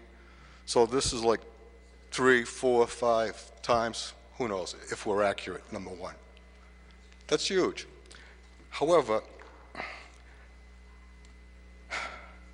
Ms. Jean brought up a good point, and I believe ex-Councilor Penta, who spoke a little while ago, alluded to this same comment that Jean had made at past council meetings, when he said we should, I believe his words were something to the effect that we should have bought that corner piece of real estate on Riverside Ave and Locust Street where the trucks have trouble making that turn. When we had the muscle, it was more affordable, and maybe we had some free cash back then also. And I believe the building is up for sale now, or it was recently sold, and maybe that's part of a development cost for a developer. Now, I read in the local newspaper, Medford Transcript, that someone was quoted as, I believe, saying that this building was going to be mixed use. Mixed use is great. That's how the Roman Empire took care of business in Europe. When they would conquer a city, like whatever it was, they'll call it Paris. You don't have to fight. We will be your army. We build a round wall, plenty of land. Now we're going to put the Colosseum in the center. That's your entertainment. No more blood and war. We built City Hall, the Forum, their churches. Anyways, what they did was once they filled up that community in a round circle, they farmed the land outside, but then they would not develop from Boston to Somerville to South Medford to North Medford. They would say, let's go 50 miles away, and we'll call it Worcester instead, and start a new development. And that was perfect mixed use from 2,000 years ago or more. So mixed use is great. I remember from the North End, they had businesses downstairs, upstairs. They would sleep in their apartments. Don't need a car or a bicycle. It makes great sense, mixed use. However, if they're talking 500 units and the average apartment is supposed to be 1,000 square feet, I believe, from my real estate days, I recollect. So that's 500,000 square feet of residential space. So they're talking 7,000 square feet on the ground floor for the mixed use end. Not even a coffee shop? That's not even 1%?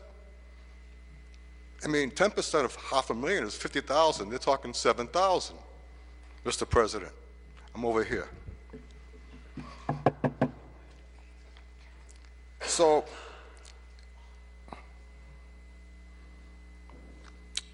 this doesn't make sense. Now, my major concern as being a person that's trying to get owner-occupied real estate tax exemption for Medford, because Somerville, Everett, and Malden does it, but we don't do it for the owner-occupiers in this city. So I'd be concerned if this was a sweetheart deal, first of all. I'd like to know what the residential real estate tax value is going to be before it's built. And I also want to know, I request to know, what the tax rate is going to be for, and what it is called, if it's called residential or condominiums, if they go condominium down the road. I don't know. Councilor Falco has been trying for zoning or looking at new zoning, and I think it makes good sense for the new development that's coming in.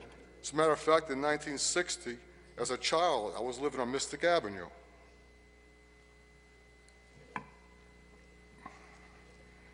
And one of my ideas was the city should have taken all of Mystic Avenue, only on the Route 93 side,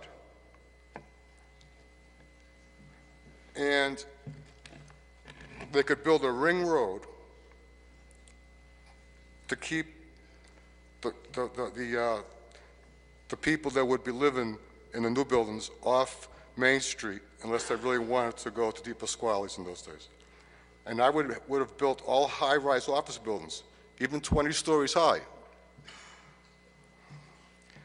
And if you worked there, you would be at work now, as Marshall Sloan took the idea and put it on his billboard 5 years ago, and helped to lower the real estate tax on Ma and Pa back in the 60s, mind you. Now it's 2016. Now the people realize we're not a bedroom community. Route 93 is here. Boston is 5 miles away. Good luck.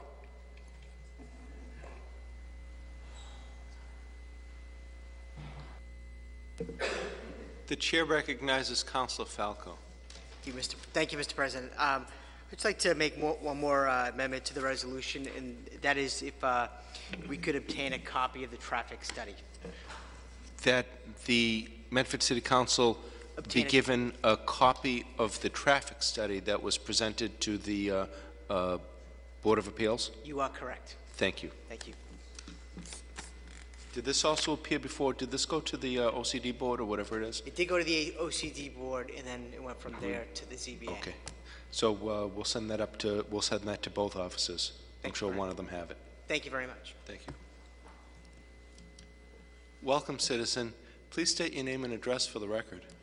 My name is Pasquale Nuzzo. I live at 35 Paris Street, and I can help out a little bit with the traffic study as to how they came up with no impact. What they did was they removed the traffic that was impacted by the grocery store and did not factor in the traffic from Wegmans, so that they were able to have a zero impact. It was pretty much a wash. The same numbers for the grocery store would probably be about the impact for the Wegmans in their opinion, but they never added it into the final total. So that's one thing. The other thing is, of the people that were there was one person that was for it, and I believe that it was for the low income, but I believe he was confused because the difference between low income and affordable is low income is based on the income of the area. Affordable housing is something completely different. From what I was told with the community development meetings, people brought up elderly housing, veterans, stuff like that, and they were vehemently denied. That's the base of what I've heard from that. Also, when we were sitting in there, they were talking about how they were going to get reimbursed for this or reimbursed for that. They were calling them easements. I'm a general contractor, a much smaller scale. I don't get reimbursed for anything. If I pull a water line, I factor it into my budget. If I have to upgrade something, I factor it into my budget. In their plans, there was nothing for, like you were speaking, Councilor, about infrastructure. There was nothing for the power drain from the building. We have brownouts constantly in the city. Imagine 490 more air conditioners going on a 90-degree day. The city's going to be dark. I won't even get started at the sewer system. That's a messy situation.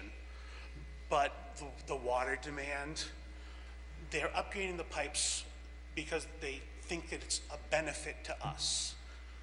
If they brought that building up, they would pump those lines up to over 80% of capacity, which means they have to do that. They were talking in there about how they would have to build and conform to energy code.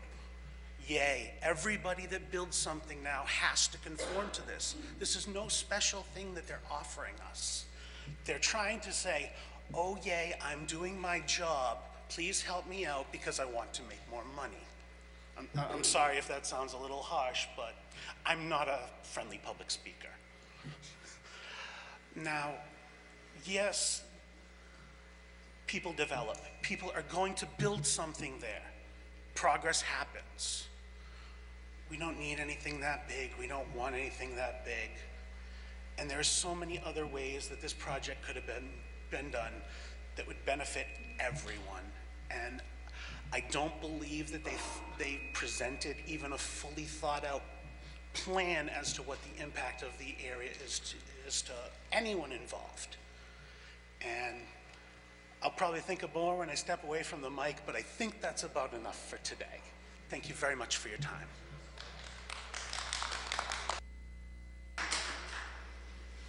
Welcome. Please state your name and address for the record. Thank you, Mr. President. I'm Rob Capucci of 71 Evans Street, which is not a direct abutter, but very close proximity to this massive project that's coming. And you know, there's not too much more to add to the conversation, except to touch upon the infrastructure problems that the city already has. I mean, here in this building, the high school, the police department. I was up here last week talking about Evans Street. We're not against the development, but something this big, I definitely agree with Councilors Knight and Falco that this is just something that seems to be too big, and it seems to be coming in with the impression I'm getting with a lot of expediency. I mean, actually being told the citizens by this developer, it's coming, deal with it. That's unprecedented. I want to thank all the other speakers that spoke. When this traffic impact happens, you know, and it gets clogged on the Fellsway and Riverside Ave, these folks are going to be looking for you know, quick shortcuts to get back to their house. They're going to be going down Evans Street. That's not fixed yet. I want to thank Councilor Knight for informing me that the bids are in to replace the water pipes, and once those bids are seeped through and one is decided on, they're going to come in and fix Evans Street, which is in the top 5 of streets that needs to be fixed. But there's probably 100 or more streets that needs to be fixed. And what happens when this added traffic is on the roads when Evans Street is shut down for, who knows, a month for fixing, and other streets are too? It seems to me that we don't want to discourage development, but at the same time, we got to fix what we got first. We can't build on a faulty foundation. Our streets and roads, our water pipes, the parks are being looked at. I mean, this location seems to me a good location to put a joint police and fire station instead of this massive project. It just seems to me that there are other things to look at in this city first that need almost at a critical level of attention before we start entertaining massive projects like this. I mean, there's a public safety issue too with all these cars going down the streets.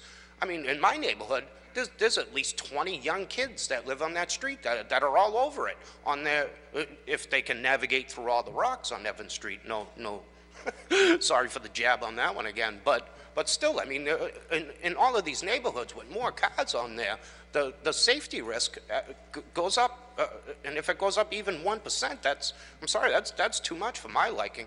I really don't understand how this city council doesn't have jurisdiction over the appeal or whoever's approving this. It would seem that you must have something in the books that would put some kind of injunction. And that's another thing.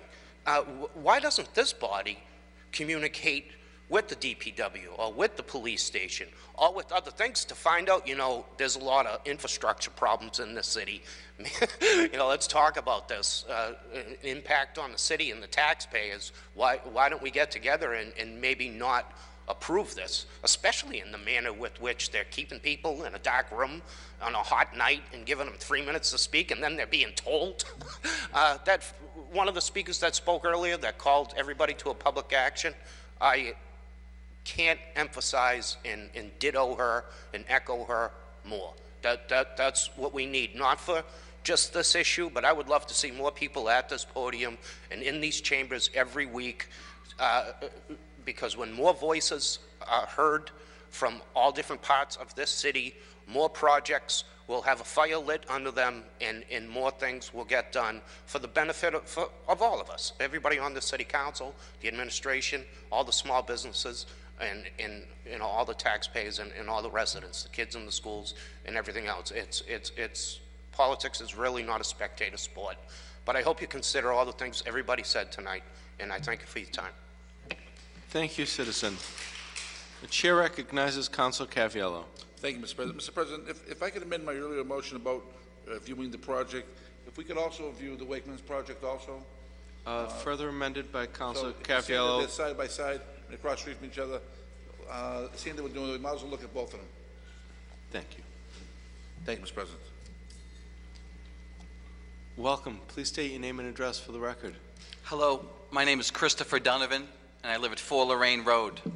I'm going to speak loud, I'm going to speak clearly, because I was in the back of the room, and I have a difficult time hearing, maybe because I'm getting old, but I think it may have to do with some of the infrastructure. First, I wanted to say thank you to all the councilors, because I was lucky enough to be at the last 2 budget meetings, subcommittee meetings, and I saw the amount of time that you all put into these subcommittee meetings. I thank you for doing that, because it takes a lot of time. But I do have to say I was shocked and a little embarrassed to see department manager after department manager come up and say that our city is outdated, the infrastructure is old, and the communication between departments is almost non-existent. So if anyone here in the room knows me, and most of the councilors know, I'm a big advocate for access, public, educational, and government. And I know there's been issues with the public access side, and that's a story for another day. Educational is the high school, and that's the school committee, and that's a story for another day.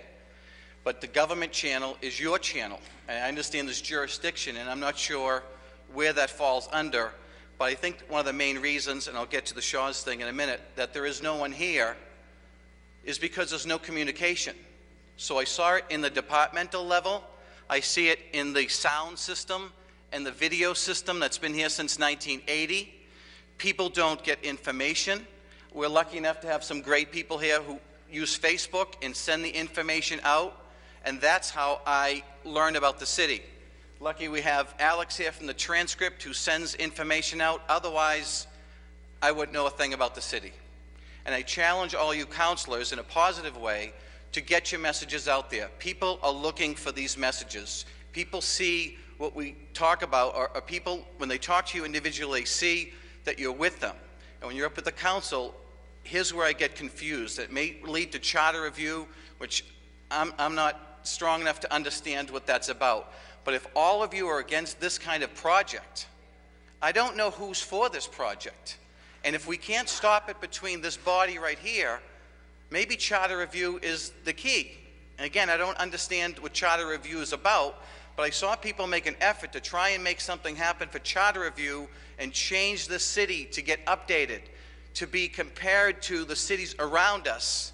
We ask our students to get graded all the time. Let's grade our city, not by ourselves, by about some other entities, finding out if our city is up to spec.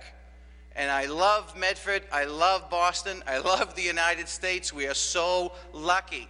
But I'm sitting back there 5 rows deep and I cannot hear. I have a channel that I don't watch.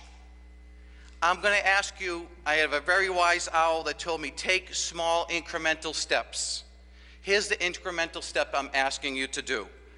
Put $1,000 into an audio system that people in the chamber can hear. As people get older, it's more difficult to hear, so it should be easier. A speaker, pretty simple, but a line item budget for sound system to be improved. Because I can't hear and I'm determined to listen to what's going on. And the other small step, that being step 1, step 2, replay this video, this council meeting 4 times a day, every day. There's nothing else on the channel. There's nothing else on our government channel. Put it on. I don't watch it at 6 o'clock, 7, whatever time it's on, live or rebroadcast. I don't. We're in a new information age where it's on demand. And thank you for who's ever posting these things online through some other external system. We have people that are being paid huge money in this town for communications offices. I don't want to get to personalities or responsibilities, but it's not getting done, and that's why there's no one here. Not because they're indifferent, and maybe family life, and that's why I thanked you early for spending that time to try and make Medford better, but get the message out. Get the stuff on Facebook. Get it on our old, outdated website. Upgrade, change. I saw the budget. I know you councils are fighting for it. Push harder, but find out who is stopping you from doing what you need to do. Thank you.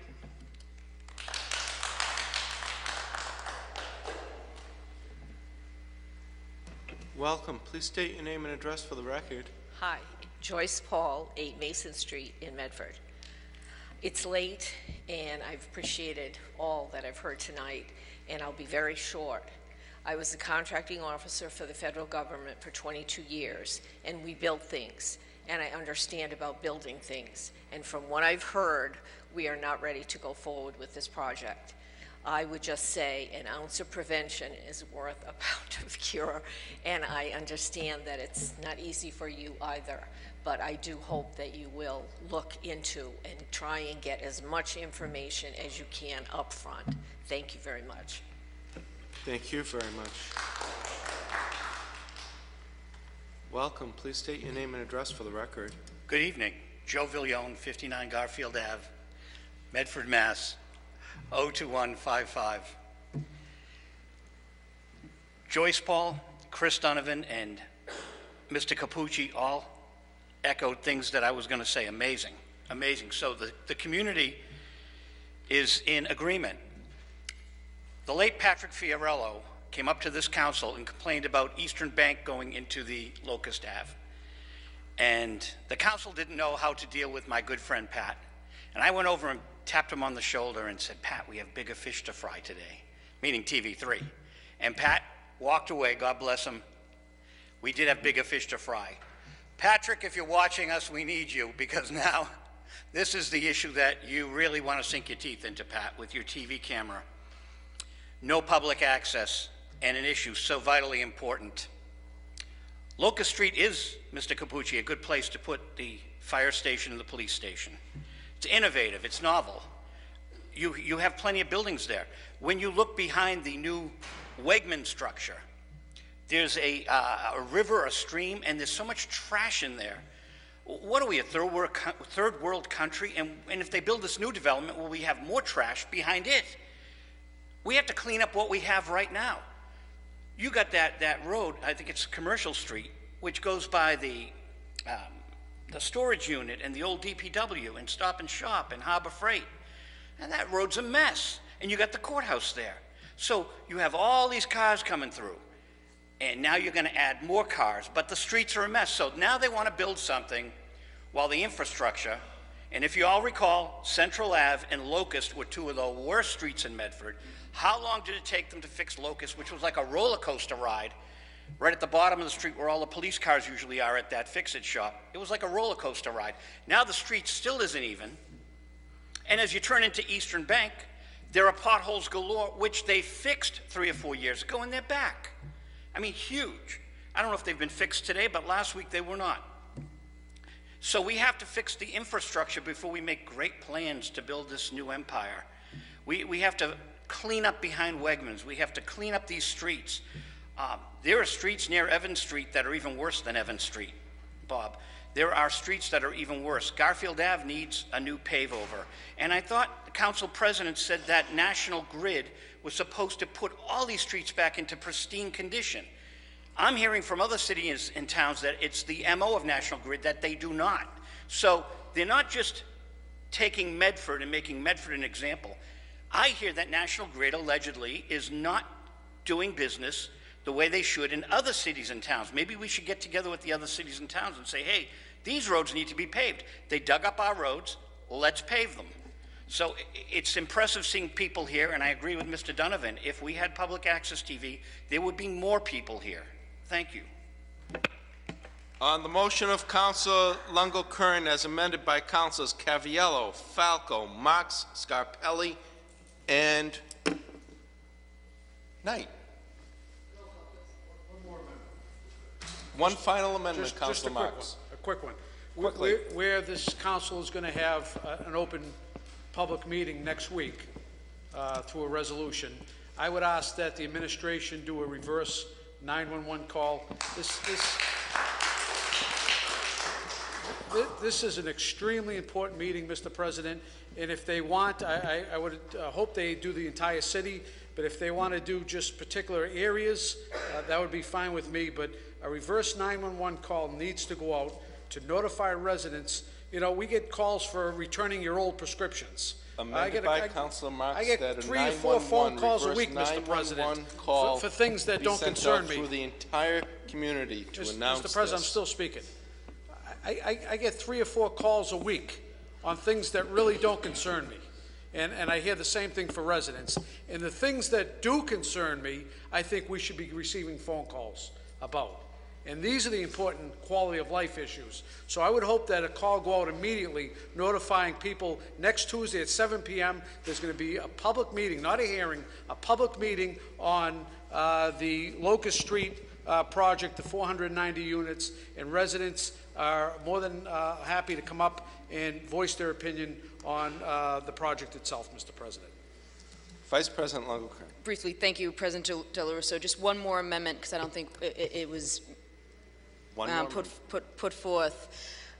We are 7 people. We are the City Council, and obviously we don't have as much power as the mayor. So I respectfully request that she reach out to the Board of Appeals and let the Board of Appeals know how the council voted and that she strongly feels the same way.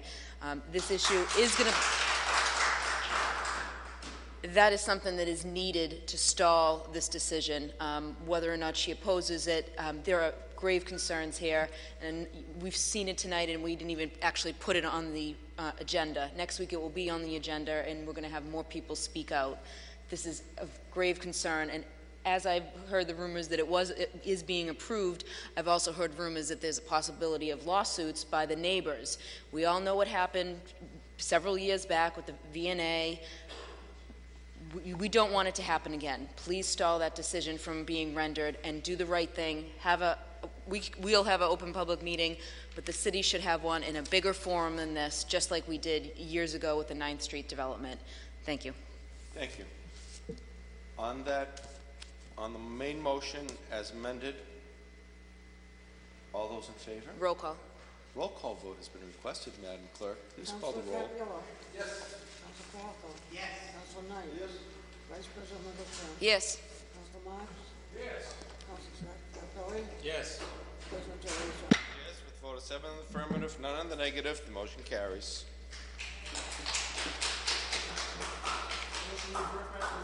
On the motion of Council Marks to refer to the regular order of business, seconded by Councilor Knight. All those in favor, all those opposed? The motion is granted. 16-535, offered by Council Marks, be it resolved that the municipal and school budgets for fiscal year 17 and include a line item under the operational budget for water and sewer expenses. Councilor. Thank you, Mr. President. This is a great issue to talk about, especially during budget deliberations, which this council for the past 2 nights have met with department heads. A little known fact that people may not be aware of, that the municipal side of the city and the school side do not pay a water and sewer bill. Now, in my opinion, water and sewer, like any other utility, should be part of the operating budget in the city. And the annual non-payment right now of water and sewer by both the municipal and the school department results in an annual deficit of roughly $400,000 a year. And the city's quick to say, not a problem. All we do is pass this on to the ratepayers. They'll pay for it. So depending on your water consumption, it adds between $30 to $90 for each of the 14,000 meters in this community onto your water and sewer rate a year. That may not seem like a big cost, but that cost should be included within the confines of the budget. There's no reason why that should be outside of the budget. It's part of electricity bill, a gas bill, water and sewer bill, like every homeowner pays. It's part of your operating expenses. And I would ask, Mr. President, that the city, in its budget deliberations, include a line item in the operating side of the school and on the city side that would include operating expense for water and sewer. You know, when we talk about accountability, what better when we talk about accountability that the city knows exactly what they're using for water and sewer and exactly what they should be paying. We talk about conservation. How can the city say, let's conserve Medford residents, where they don't really care what their bill is because they're just passing it on to you, the ratepayer? And, you know, you could take a look at conservation. Any day you go out in front of City Hall, it's like Niagara Falls out there. You know, with the water sprinklers going on all day. And I think that's one of the reasons why we need to take control of this particular issue. The MWRA has a giant meter, believe it or not, and that's how they charge the city for water that's coming into the community. And roughly 19 to 20% of the water coming into our community is what they refer to as unaccounted for. And you'd say to yourself, well, how's it unaccounted for? We have a giant meter that's accounting for it, and then we have separate meters here at City Hall, we have them at the school buildings, we have separate meters in everyone's home. How do we have unaccounted for water? And there are different ways that we do have unaccounted for water. One of them is leaks through the distribution system, and the city tries to address those particular leaks within the water grid that we have. And the other is there are still some entities in the community on the municipal side and on the school side that aren't metered currently right now.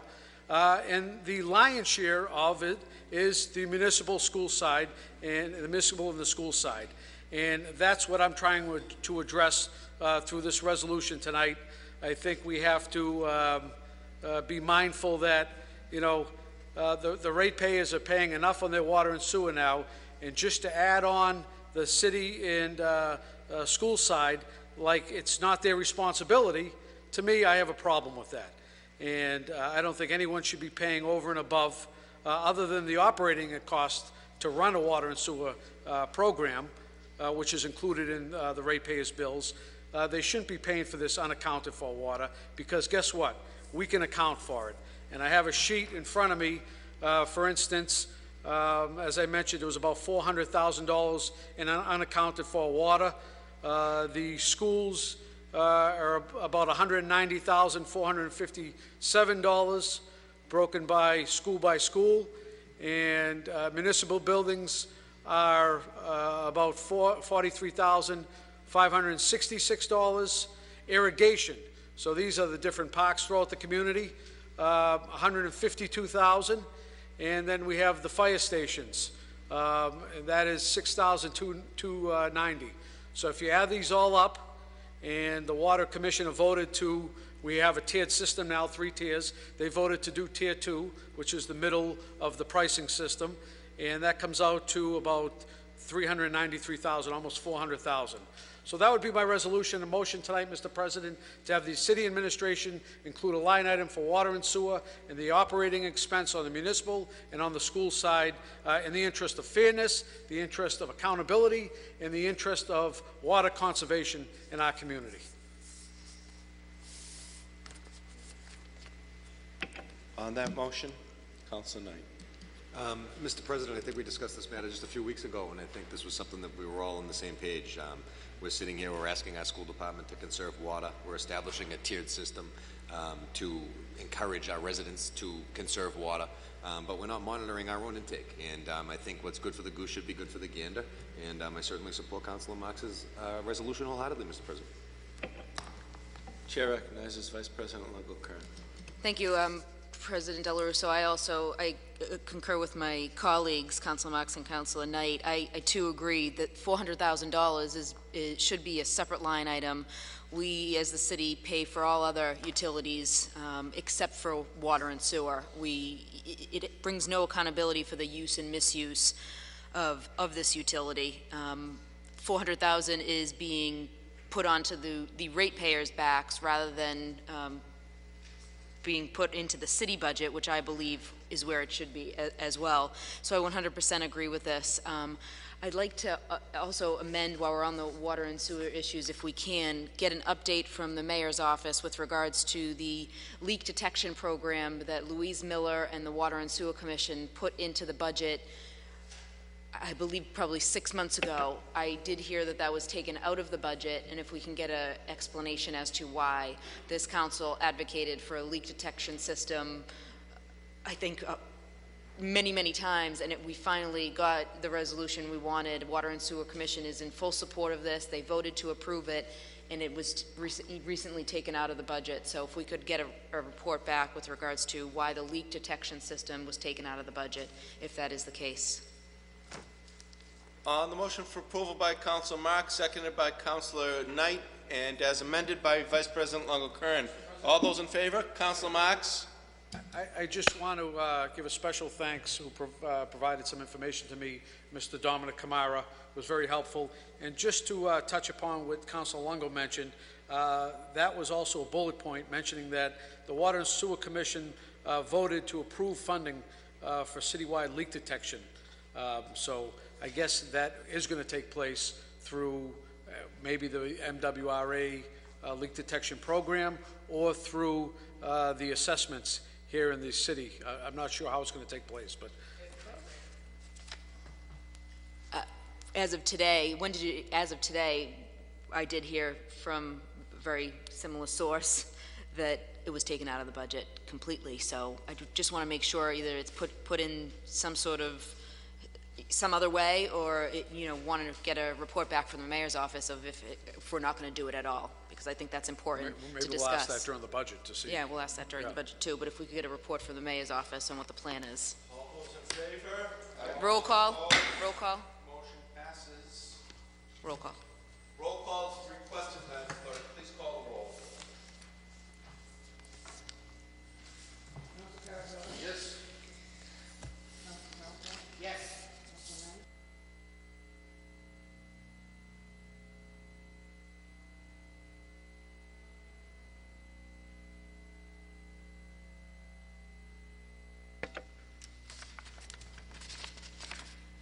16-534.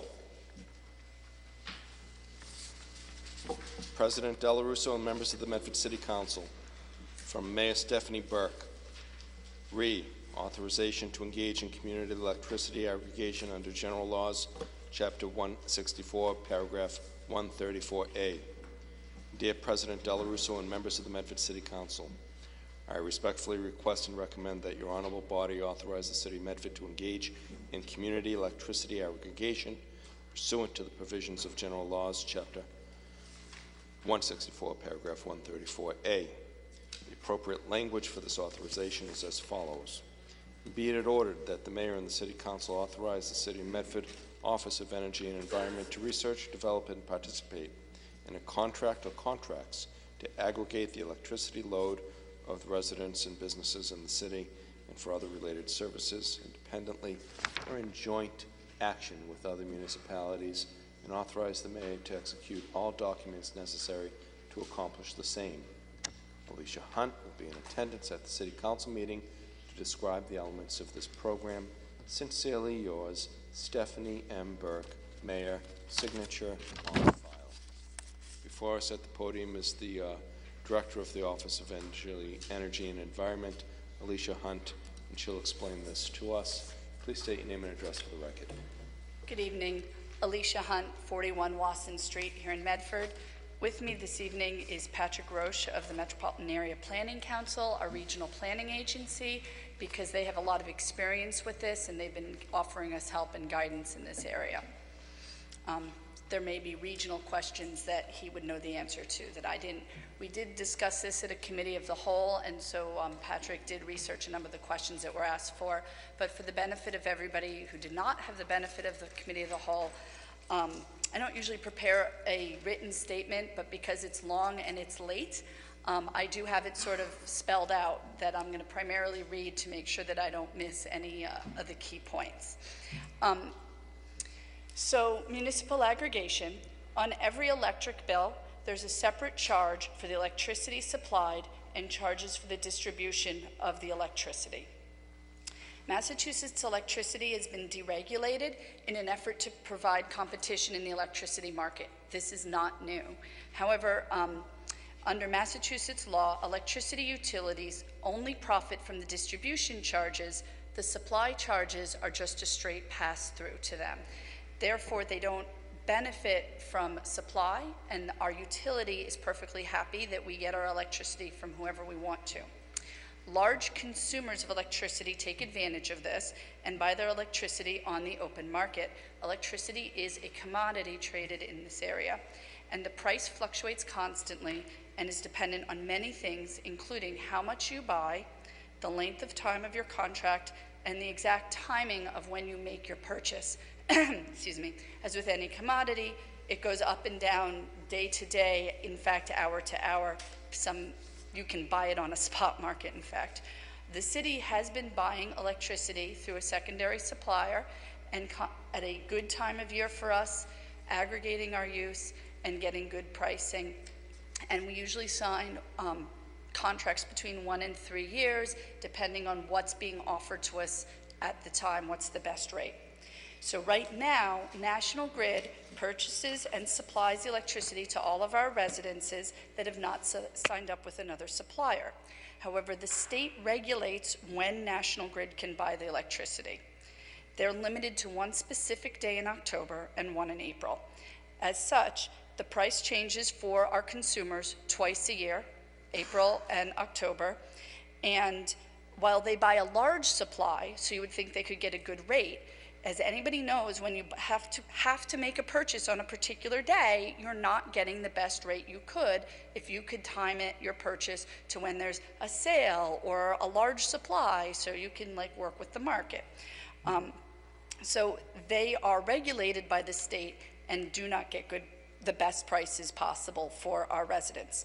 So municipal aggregation allows the City of Medford to contract with a consultant that would help us aggregate the volume of our residents and businesses who have not already done their own contract on their behalf. For example, I believe Tufts University has already done this same process, and so they would not be part of this because they already contract for their supply.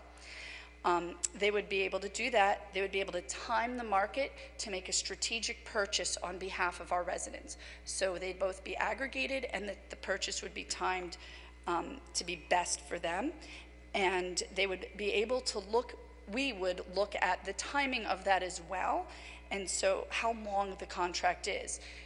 Sometimes you get a better rate if you commit to 2 years, sometimes you get a better rate if you can commit to 1 year. It's very market dependent. So this would provide for our residents 2 major benefits: a competitive price compared to what they're getting from National Grid, and also price stability, because at least for a full year they would know what the price is. So while no one can guarantee price savings, that is the goal of this program. And we could guarantee price stability. We could tell them, here's when your price will change again. And this is especially helpful for those who are on fixed incomes to know what the rate is going to be for a longer period of time than 6 months.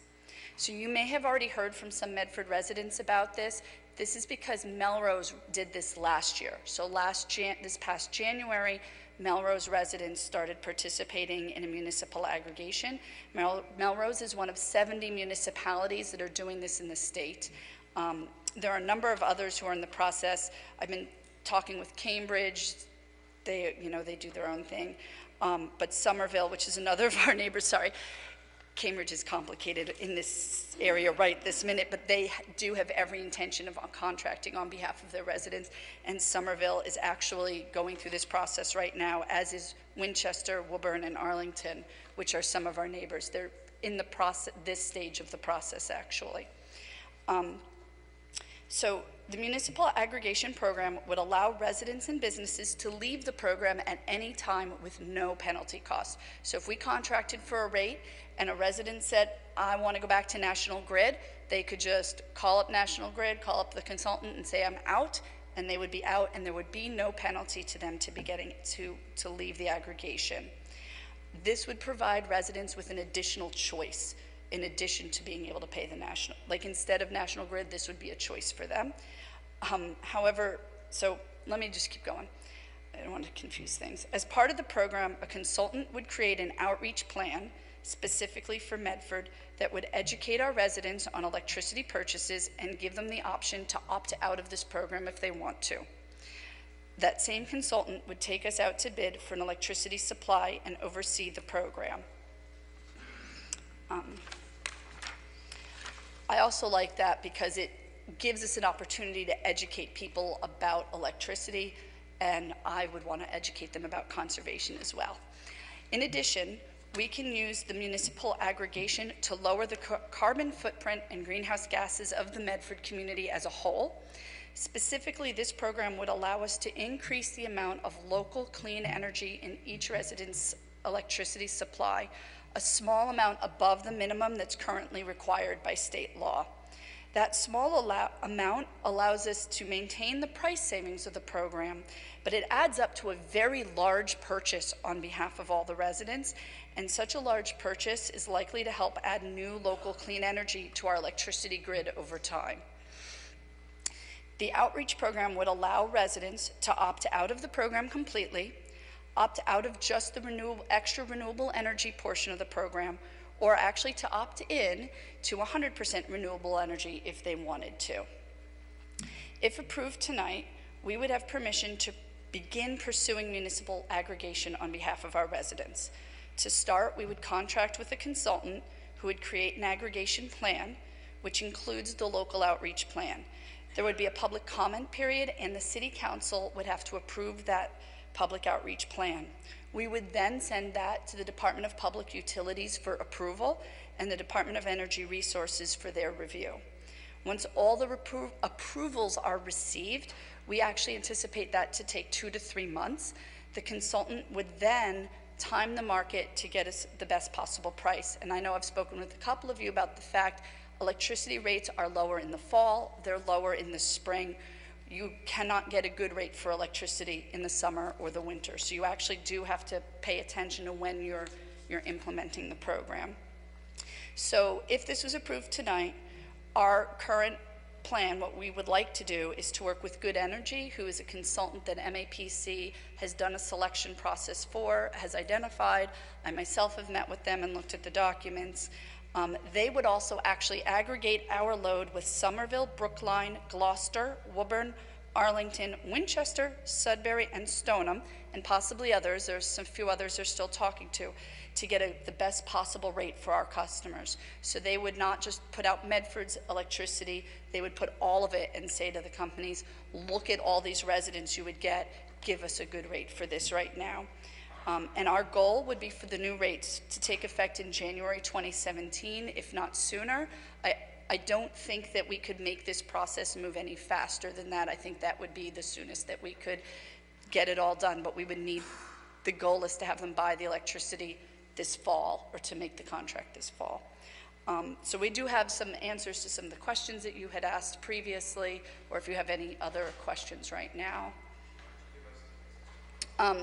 So one of them was how many of the communities that have been doing, so this has been an option for almost 15 years now, and of the communities that have been doing it, how many stopped, and 3 of them have stopped. Like, out of all of them that have ever been approved, Ashland, Lunenburg, and Marlborough have stopped, and all of them are actually now in the process of reactivating and looking to go back into doing this as well.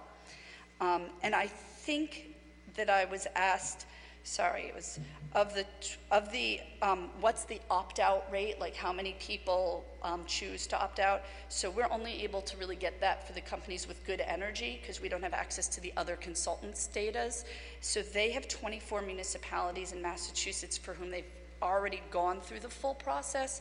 Their average opt-out rate among residents is 6.5%, with a minimum of 4% and a maximum of 9% in those 24 municipalities. I think that was it. Madam Vice President. Thank you, President Del Russo. Ms. Hunt, thank you for your explanation. I think it answered some of my questions too. I just wanted to confirm, you said the residents could opt out with a simple phone call? Yes, and so you have the experience with how they're doing it. So the original opt-out will actually be sent to them, and they would have the choice of going on a web form and opting out, through a phone call, or they could send a paper letter if they so choose to do so. And how does the city plan on educating each, ratepayer with regards to the possibility and the option to opt out? So part of what the consultant would do would be to design a plan for the city of Medford. So we're very open to how they should do that. But obviously we have traditional methods. We would hope that our local paper would write 1 or more articles about it. We'll certainly issue them press releases. But I think the articles are more stimulating sometimes. We would put stuff on the web, through Facebook. I would suspect that this would be worthy of a robocall. I believe the plan has to have a public meeting. Is that correct? No, the city or town can choose how to do the public process, but everyone does get a mailer. Right, everybody gets a paper mailing, at least one. And so I was trying to think about how you would roll the robocall in, because this would be something that you want to make sure residents hear about. And I feel like it's more than just doing a call saying, hey, you got this in the mail, make sure you look at it. But trying to think about what would be, how you would best educate that. I would expect Good Energy would have a table at the Harvester Energy Festival to talk to people about it. And I would certainly see about my energy committee having some time at the farmers market to let people know about it. Although I think that's a very small population. Although I think it's actually a pretty big population that comes there, but the same people every week. I was looking for the answer too. Everything helps, but I was looking for the answer of the paper mailing, because we can try to get the public educated, just like, we tried to get them with the CPA, and that, obviously people were upset. Some people were upset with that. So conventional methods aren't always the best. I think the paper mailing is definitely a must. And I think a question I sent to you over the week, which I'm not sure if you addressed tonight, but there's no possible way we can enter into the program with allowing people to opt in. So I can clarify that. So a couple of people have asked overall about sort of having an opt-in program. So the way the municipal aggregation law is written, you cannot, it requires opt-out. So if we were to say this is municipal aggregation, this is what we're doing, we're using this format through DPU, it cannot be an opt-in program, it has to be an opt-out. We have sort of looked into, could you put out a solicitation? Could you identify a company? That sort of thing. And there are other states where they do opt-in programs, and the take-up rate is so low that electricity companies that sell electricity don't want to give you a good rate because it's not a good enough number of people who opt into programs like that, Or if they're willing to give you a good rate, they don't give you very good terms. And so that's one of the things that we can also, like having this no termination fee is a big deal, because many companies who want you to sign up as an individual have a large termination fee. And so that's actually one of the better terms that we can provide to residents. But if you do that, you wouldn't be able to control. You would either lose price or you would lose terms based on experience in other states. I would also selfishly say it would be significantly more work for the municipality to do it in that sort of program as opt-in, and I'm not sure that it would be worth it for, if we were gonna have 10% or 15% of people enroll in it, is it actually the best use of your municipal resources to be doing something like that when you're not gonna get them as good a rate as this would get you? And you can't guarantee, thank you for the answer. You can't guarantee price savings, so that there's a possibility that the rates would be higher than what National Grid's offering? So that's sort of the problem with anything. There's no guarantee, right? So we would contract in November, or go out in that window, which is a traditionally good time. We would absolutely get a rate that is better than the current National Grid rate, or we wouldn't accept it. If they were offering us rates that were higher, we would say, no, thank you. We'll try again in the spring. So at that time, the rate would be lower. But because National Grid buys electricity twice a year, something could happen to the electricity market. There could be a crazy dip in electricity prices and they could drop dramatically, and we would have no control over that. Residents would still be allowed to opt out of the program. So if our rate was suddenly not better, they could choose to leave. Our goal is that on average over the course of the year, the rate is better, such that over the course of a year's use of electricity, the rate, what you pay, is less than you would have paid if you'd stayed with National Grid that entire time. And I guess my last question, because I see the problems, and that's where I'm having a problem with a yes vote right now, or, you know, I'm on the fence, because it's a tough issue. But my last question, you said this would go out to a public hearing and have to come back to the city council for definite approval. That language in 16534, that we allow research development and participation in a contract, throws me off. Right. Is that something you can answer? Because she's right. Yeah. So I think when when it talks about the contract, I believe that's to contract with the consultant or the broker who's going to help design the plan and would eventually be your broker to take you out to bid. But if you don't approve the plan, then the process stops. So right. So actually, I think I can get that. So, for example, I'm saying that if you approve it tonight, then we will sign something with Good Energy and MAPC that says we want you to create a plan for us and get this project started. The point that is of no return is the point at which the electricity prices come back to us in November. And if in November the prices come back and the price is not good, then we throw it out the window and we say we don't do it. And if the price is good, we would move forward. There is so in order for us to submit to DPU our outreach plan and our plan for how we're going to do this, we have to be able to say that the Medford City Council saw this outreach plan and approved it. So at this point, you're approving us, allowing us to work with Good Energy to develop the plan. Then you would have to approve the outreach plan before the Department of Public Utilities can review it. That's all the questions I have for now, and I appreciate your passion for this issue, and I know it must make sense on a serious level.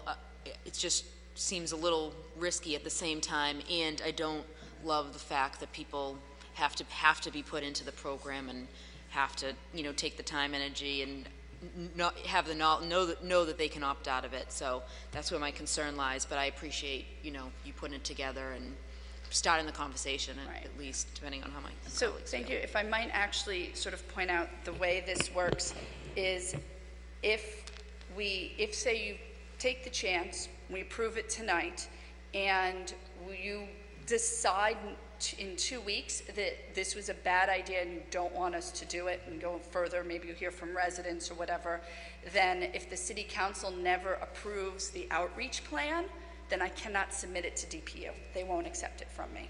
So it's like another place where you have another check.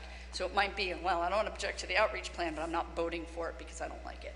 I don't see why that would happen because I think this is a really good program, or I wouldn't be bringing it to the city council.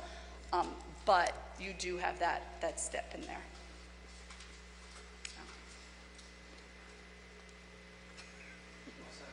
Thank you. Thank you. Thank you very much. The chair recognizes Council Falcon. Thank you, Mr. President. Thank you, Alicia. So you had mentioned earlier, that 3 communities decided to get out of the program. And I think we talked that briefly about that at the committee of the whole, and I think their terms were, I think we figured out that kind of like the length of contract, they only did it for a year, so they really couldn't get the discount that they wanted because the length of the term wasn't really long enough to get the savings that they thought they were going to get. Right, 6 months. Exactly. So, so they decided to leave. Do we know why they're going back in now? Was it truly because of the terms, or is it? Well, I can't speak completely to their situations. Maybe Patrick can, but I can tell you that historically, there was a period of time where this was like considered a great idea. There was a period of time about 5 years ago where people thought that cities could make a lot of money from this and do great things and generate revenue for energy efficiency programs. And there were some consultants who actually tried to get us to get in on this windfall. And I'm like, I don't like the sound of windfall. That makes me nervous. And we stepped back. We actually had tough students do a study on community aggregation on that time about 3 years ago, because I was here. Actually, it was when Carrie Duquesne was still the director. The tough students did a study for MAPC and the city of Medford jointly. We were the clients, and they were like, you can't do this windfall stuff. This is not as good as it sounds. And we were like, oh, and we backed off. What's happened now is the electricity market has gone way up, and electricity is way more expensive, and we can really get better rates for our residents by timing the market, by buying the electricity at a good time, by aggregating. So we know that we can do that, and we're not trying to go after a windfall that the city's going to get a pile of money, and so that's sort of been pushed off. These communities were part of it at that time, and I think there were some problems with that. I'm pretty sure that Lunenburg was one of the ones that was named in that report. I haven't actually pulled it back up as sketchy. It wasn't clear what was going on there. They stopped. They have new consultants. They're starting over. They're doing it fresh. Okay. So now, if I'm correct, currently in our current state, I could go out and negotiate my own rate with the supplier, right? In theory. In theory, okay. In theory. Okay. How much they would negotiate with an individual is the theoretical part. Okay. Just because I know I talked to a lot of just residents after the committee of the whole, and you know, a lot of them actually seem to be interested, especially because if there could be potentially be a savings there, right? Why not? And especially if you can opt out, right? You know, that seems to be a pretty good deal. So in the communities that have actually gone with this, do they find, is there an average cost savings over a year? I think, is there a number that's being sort of looked at? Yeah, so for Good Energies programs that are being implemented currently for those 24 municipalities, they're looking, I think, towards the end of this year for around, I think it's around like $60 per household, but the range that they sort of would talk about expecting might be $40 to $120. Can you say that again? It might be $40 to $120. So it could possibly be in the range of savings per year. Yep. Of between $40 and $120 a year. Yes, exactly. Thank you very much. Of course, the more electricity you use, the more you save, but I don't like to say that because I would like everybody to use less electricity. Absolutely. Conserve. Thank you. Thank you, Councilor. The chair recognizes Councilor Caviello. Thank you, Mr. President. Alicia, I thank you. We had a good meeting last week, and I appreciate all the hard work you do for the city and saving energy. Since we last talked, I had the opportunity to talk to two electrical consultants that do similar to work. One of them was a conservation person, and he explained to me that, you know, when it works, it works. But when it doesn't work, you get a problem. He says, especially on the city side. And one of the things he told me to ask is the city of Medford willing to accept any liability if the rate goes up and the residents start saying, hey, you know, I'm paying more on my electric bill? Or are we willing to buy an insurance policy to cover the liability in the case that this does go up? I have to say that I've been taught by my lawyer friends that if you're asking about liability, we should ask the city solicitor, not me. I can't speak to liability. And yeah, actually, Patrick actually has an answer for you. So. Yeah, I would just like to say that in the aggregation programs that operate in Massachusetts, municipalities do not take out any additional insurance, or you know, individuals can leave at any time, and so there is no contractual obligation for the city to pay a certain sum of money or to use a certain amount of energy. So if everyone left, that is a risk that the supplier takes. Well, in the other question you told me, it says most people don't opt out because they never even were aware they were in the plan. Because again, you know, we have, you know, like Mr. Donovan spoke a little earlier, we have a communication problem in the city. I mean, we have no access television to get the message out. When we sweep the streets, I get 1,000 phone calls. Nobody told me. Nobody, you know, it's been in the papers. And when, you know, when there's a snow emergency, you get the same calls. I didn't know. Nobody told me. How do we get to everybody in the whole city to say, I want in, I want out? I mean, somebody owns a 3-family house, so they get a bill there for the owner gets the bill. And what do they do with the tenants? Each tenant should be getting their own electric bill. In all due respect, most people when they get the bill, they open it and they pay it. They don't look at all those little things that are in there. And my other question is, if more people start opting out, how does that affect our rate to the city? If more than 6 or 7% out, does that? So one of the terms, so when you go out and buy electricity, you look at the terms, and the terms include what if your usage varies, that your contractual usage varies. And so one of the terms that we would look for was something that your friends at Constellation would understand, 100% swing, which means that if 100% of the people opted out, it would be no effect, it would be no change. So that would not have an impact on the program if everybody chose to opt out. Now, we're also going to be dependent on advice from an outside source, too. So what if the person we hire gives us bad advice? I mean, that's a risk we take every time we hire a consultant, but we can't all be expected to know everything. That's why consultants exist. And I'm also told that, you know, I know you said there about National Grid. I'm also told that when you opt out of National Grid, you want back in, they're not the happiest person to let you go back in, and you may not get brought in at the same rate you went out at either. So by law, National Grid has to take you back. They'll take you back, but they don't have to give you the same rate. I do want to point out that Good Energy and Constellation are direct competitors, just so you're aware of that.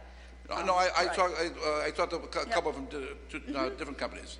But again, I'm afraid for the city liability end. You know, say if the rate goes up, if something goes bad, I can hear everyone's phone is going to scream on the thing. I mean, I have no problem doing this on a voluntary basis, but I don't know if we have the ability to get the word out to everybody that has an electric bill in the city, because we say we don't have the resources to do that. I mean, and also maybe before we vote on this, I'd prefer maybe have a public hearing with a call going out to say to anybody, listen, this is what we're looking to do. Let's have a public meeting. Listen, I have an all-electric house. I'm the first guy looking to save money on electric. So I mean, I'll you know. So again, but I'm afraid that if it doesn't go good, it's not going to go good for the room. Yeah. So I would suggest respectfully that a public hearing on something very concrete, like a plan presented by the consultant, would potentially be useful, but that a public hearing on a theoretical idea would be very difficult for residents to get their teeth into and to understand. And so I would like to take it to that step where we have a plan that the public could weigh in on. And if the public was then opposed to a municipal aggregation, we could easily, you know, you would then disapprove the plan at that time. I have reservations, it's unfortunate that, the city of Medford is in the function hall business that some people want us to get into. We're in the auditorium business that we shouldn't be in. I don't know if we need to be in the electric business. I mean, we have a hard time doing government sometimes. So this is providing an additional choice for our residents that they don't otherwise have. So again, I have reservations, and I would want more public input before I made a decision on this. Thank you, Counselor. Chair recognizes Counselor Knight. Thank you, Mr. President. Thank you both for being here this evening, too. I appreciate your presentation. So, as I understand it, based upon what you're telling us, the paper before us is for the City Council to authorize your office via the mayor to enter into a contract with the MAPC and Good Energy. Right. And how did the MAPC and Good Energy become the people that we said, these are the ones we're going to go with? So MAPC does regional procurements on a variety of various topics, and sometimes it makes sense to work with them. I had met with Good Energy as well a few times. I've actually met with other consultants about this in the past as well when I was less enamored of the program. MAPC went out and did a full search, a request for qualifications, reviewed various programs. What I really actually like best about their program is Good Energy has been working with the Mass Energy Consumer Alliance to include this additional clean energy as part of the purchase. It's a proposal that's a new idea from them that other consultants had not thought of before. It actually came out of Melrose, and I really like how this would, by everybody having a tiny bit more renewable energy, it would actually be a pretty significant renewable energy credit purchase on behalf of the city and make an impact on our greenhouse gases. So that is actually particularly why I'm interested in this specific program. What's the cost of usually doing business historically? I'm sure Good Energy and the MAPC have gotten together and entered into these contracts in the past with municipalities, and what's the average cost for a contract like that? The way they would be paid is that they are paid a very tiny percentage on the electrical bill. So the city of Medford would not actually pay the MAPC or Good Energy directly. Residents pay their bills to National Grid, passes the money to whoever it is that the contract is with for the supply, and the supplier gives them a very tiny percentage. I believe it's 1/1000th of a penny? 1/1000th of a penny per kilowatt hour. Oh, 1/1000th of a dollar. 1/100th of a penny. So it's a fraction of a penny per kilowatt hour that the consultant.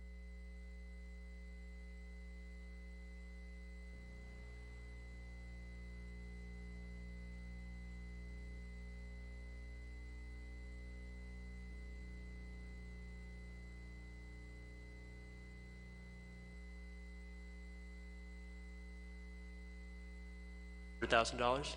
100K? Yes, for the year. Per annum? And so that would be for all the outreach and stuff that they do, the buying of the electricity, right? And the reason I ask is because it seems like this is going to be a contract that's over $10,000. It seems like it's something you're negotiating, and you've selected the vendors already.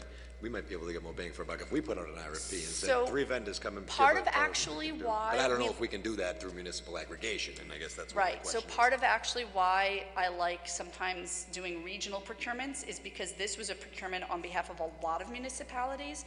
So we would, if we went out right now, we would be doing it on behalf of Medford and asking a consultant to work with just Medford. Right now, Good Energy is working with, who are the ones that are going out right now? About 8 or 10? All those that I just listed. So actually, the RFP is going out. It's just, I mean, a request for proposals and bids are going out. You guys are doing it on a larger scale. Right. They do it on a larger scale when they can do it on behalf. They're doing the administrative work for us. Right. And so they actually did the administrative work. If we were to start from scratch right now, we would do a request for qualifications for consultants. I would have to have a procurement officer on board. That period would take a 2 months easily. And then we would then start the rest of this process, so we would not be able to do it for this winter because we could never complete it just by the legal procurement laws by this winter, and so it would be another year before Medford residents would see reduced electricity rates. So what I'm understanding then is that Good Energy is the preferred vendor that's been selected by MAPC through their due diligence process? Yes, through their due diligence. Okay. And as you were filling me in on, some of these questions that I had, I did hear you say, so we'd get a bill, and a bill would come in the mail, and it would be, today it's National Grid, tomorrow we're entering into municipal aggregation. Is it, Good Guy Energy, or is it still a National Grid bill? The bill would still be National Grid, and there's one line on that bill that says supply, and in that place, it would not say Good Energy. Sorry, it would not say Good Energy. It would say the name of whoever the electricity ended up being purchased from. For example, Direct Energy is a company that I can't even remember who we might contract with. Whoever it is. Right. Okay. And, okay, so we enter into a 3-year contract for municipal aggregation, and I decided to opt out. And then, I don't know, year 2.5, I say, I want to opt back in. Am I allowed to opt out and in as many times as I want with no penalty, no charge, no fee, no pain, no suffering? I have no idea. Sorry. Generally, I believe when you opt out, you can get back in at the next contract start. We have seen, in a rare case, I think the city of Lowell has gone 3 years, but most cities go 1 or 2 years. Often a lot do 1 year for their first year of the program too. So if you opt out, you're out for the term of the contract. You would opt out for the rest of that term of the contract, and then you could come in on the next contract. And then the scope of contract would be limited to a 3-year contract by law because it's a municipal contract? Right, so you would never actually strategically buy electricity for any longer than 3 years either. Right now, 1 to 2 year contracts seem to be the right length of time to enter into. Things are in flux in the electricity utility world. Longer than that, you don't know what you're getting into. That answers all my questions, Mr. President. Thank you very much. Thank you very much for your time. I appreciate it. Thank you, Councilor Knight. Chair recognizes Councilor Scarpelli. Thank you, Mr. President. Thank you, Ms. Hunt, for everything you do. It's so important that you're involved in our community and pushing us in the right direction. But my question is, for those people that have been proactive and they've purchased their own electricity and they like their rate, what would happen to those people? For anybody who has already contracted with another company for their supply, they would not be included in this automatically. They would have to independently exit that contract if they wanted to be part of this, but they would not be automatically included. This is only for people and businesses on the default rate, not on who already have a supply. So it would actually include all small businesses that have not gotten outside contracts. They would be included in this as well, the better rate. So if I'm with Zoom Energy and my rate is better, I can stay? You in fact would stay. Right. You could only join if you made an effort and you contacted them and quit being with them and then asked to be part of it.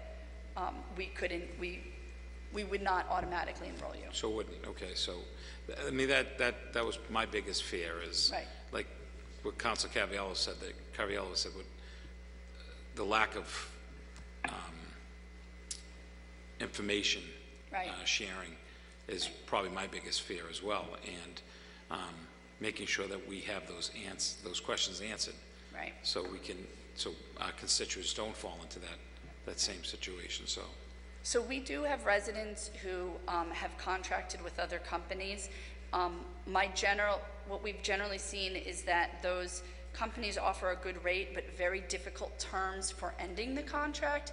And in fact, they do end contracts, but keep you on with them at what they call the market rate. But because the market fluctuates hour to hour, they tend to charge varying amounts, and nobody can say whether those amounts are reasonable or not.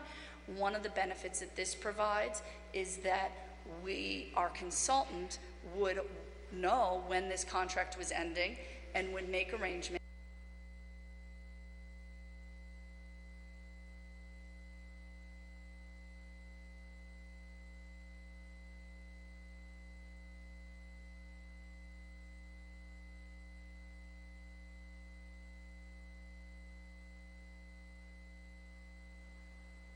Grid, because it's the better rate right now, and that's what our consultant. We have a contract. National Grid can offer us. Okay, thank you. Thank you, Councilor Scarpelli. Chair recognizes Councilor Falco. Thank you, Mr. President. One quick question, that is, do we know how many residents in Medford are on the default rate? Like a percentage, do we have any idea? Percentage? Yeah. I'm going to guess easily 95% of residents. Okay. Not of necessarily our load, because large businesses, the hospital tops, those big 8 companies, they use a lot of electricity. I would hope that they've all actually gone through this process themselves and contracted separately. Because I mean, just thinking and talking to people in the community, it just seems like most people would be on the default rate, because I think they're just not aware of what they can do with regard to electric. And a lot of them have had their doors knocked on by companies that are trying to get them to sign up. And part of there is another reason to do this, and that is that those companies offer poor terms. And I have to be careful, because I can't legally speak poorly of any specific company, but there have been problems with them. And if you looked at like exposés on the news, and the people who are most likely to end up signed up with one is actually somebody who's extremely careful and watches their bills very, very closely and has read all those terms. Or sometimes we have people who don't pay attention, think they've gotten a really good deal, and then a year down the road, they're suddenly getting huge electric bills and they don't know why or what to do about it. And so I get nervous, and this is a way of, once you've done this in the city, those companies probably, as their experience, don't go door to door in your community anymore, because you're all signed up already with somebody else. Okay. Thank you very much. Thank you, Councilor. Chair recognizes Councilor Marks. Thank you, Mr. President. And Alicia, I appreciate the time and effort, and also the gentleman next to you who appeared before the committee of the whole meeting. I have a little different slant on this, and I think I mentioned it at the committee of the whole meeting. I don't feel comfortable as an elected official dictating to residents who their supplier should be. That's first my fundamental difference with this. I'm all in favor of giving savings. I think that's a great concept, and I think we could have some type of voluntary plan where the city goes out and procures a supplier to come in, a reputable supplier, and you get as many residents who voluntarily want to sign up, and good luck to them. Second point is that this would have been an easier pill to swallow if you came to us and said, you know what? The city of Medford wants to embark on this particular plan, this aggregation plan. And we're not going to consider the residents right now. We're going to have the city embark on it. We're going to have all the municipal buildings go into this municipal aggregation. And over a 2-year process, we're going to let the residents know how much money we saved as a city. And then we're going to roll it out to the residents. But what we're doing is the reverse. The city's not going to get involved in this. Is that correct? The city actually already has a secondary supplier for our electricity rates, and we've had that one for longer than I've worked for the city, but we contract periodically for that. But the city is not taking part of this. So whatever is decided with this particular proposal, because there's a lot of things that have to be decided with the proposal. We can go through the organizational and role responsibility of the public entity. We can go through the degree of local control. We can go through the energy service sought, renewable energy components, what percentage you want to have for renewable energy. The city's not going to partake in that. You're already out in your own little island doing whatever you're doing. So you're separating it now. you're separating the residents from the city. And I think that's a mistake. And I think whatever was done, maybe you should have included the city to take part in this, as well as the residents all at once, so we could do this together. And I think that was number one mistake that was made. Second point, when the city comes to me and say, you know what, we're going to save you money, guess what? Big red flag goes off in my head. Big red flag. Because if the city was that concerned, they would have looked at my cable bill 5 years ago and said, you know what, you're paying for a community access station that we haven't provided in 5 years. They would have saved me money then for the last 5 years. The city is not in the business of saving residents money. You know that as well as I know. It's just not in the business of saving residents money. So that's the second red flag in this particular proposal. The way I read it too, you mentioned about opt-out. This is from the Department of Energy Resources. It says, in a municipal aggregation, customers have the right to return to standard offer service without penalty by opting out before enrollment or up to 180 days after enrollment. Has that changed? So that's actually different. If the program rolls out and over the first bill or two, suddenly a resident says, hey, I didn't sign up for that, they can actually be removed from the program and charged for those previous 2 months as if they had never been in it. So if this rate was lower than National Grid, they would suddenly owe the difference. If this rate was higher, but we would never contract if this rate was higher. So that's talking about them withdrawing as if they had never been in it, as opposed to opting out of the program at any time, where you say, I've had my 6 months of savings, now I don't want to be in this, I want to go back to the default rate, then they can opt out. So that's a different piece there, subtlety. So the state legislature was wise when they created this. They created an opt-out rather than an opt-in, because if it was an opt-in, you'd probably be at 6%. You'd probably be at the reverse.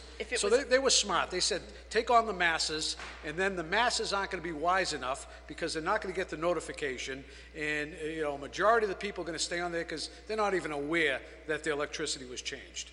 They're not even aware. So, and I'm not saying this is a bad idea. I just fundamentally disagree with me deciding what someone's supply is going to be.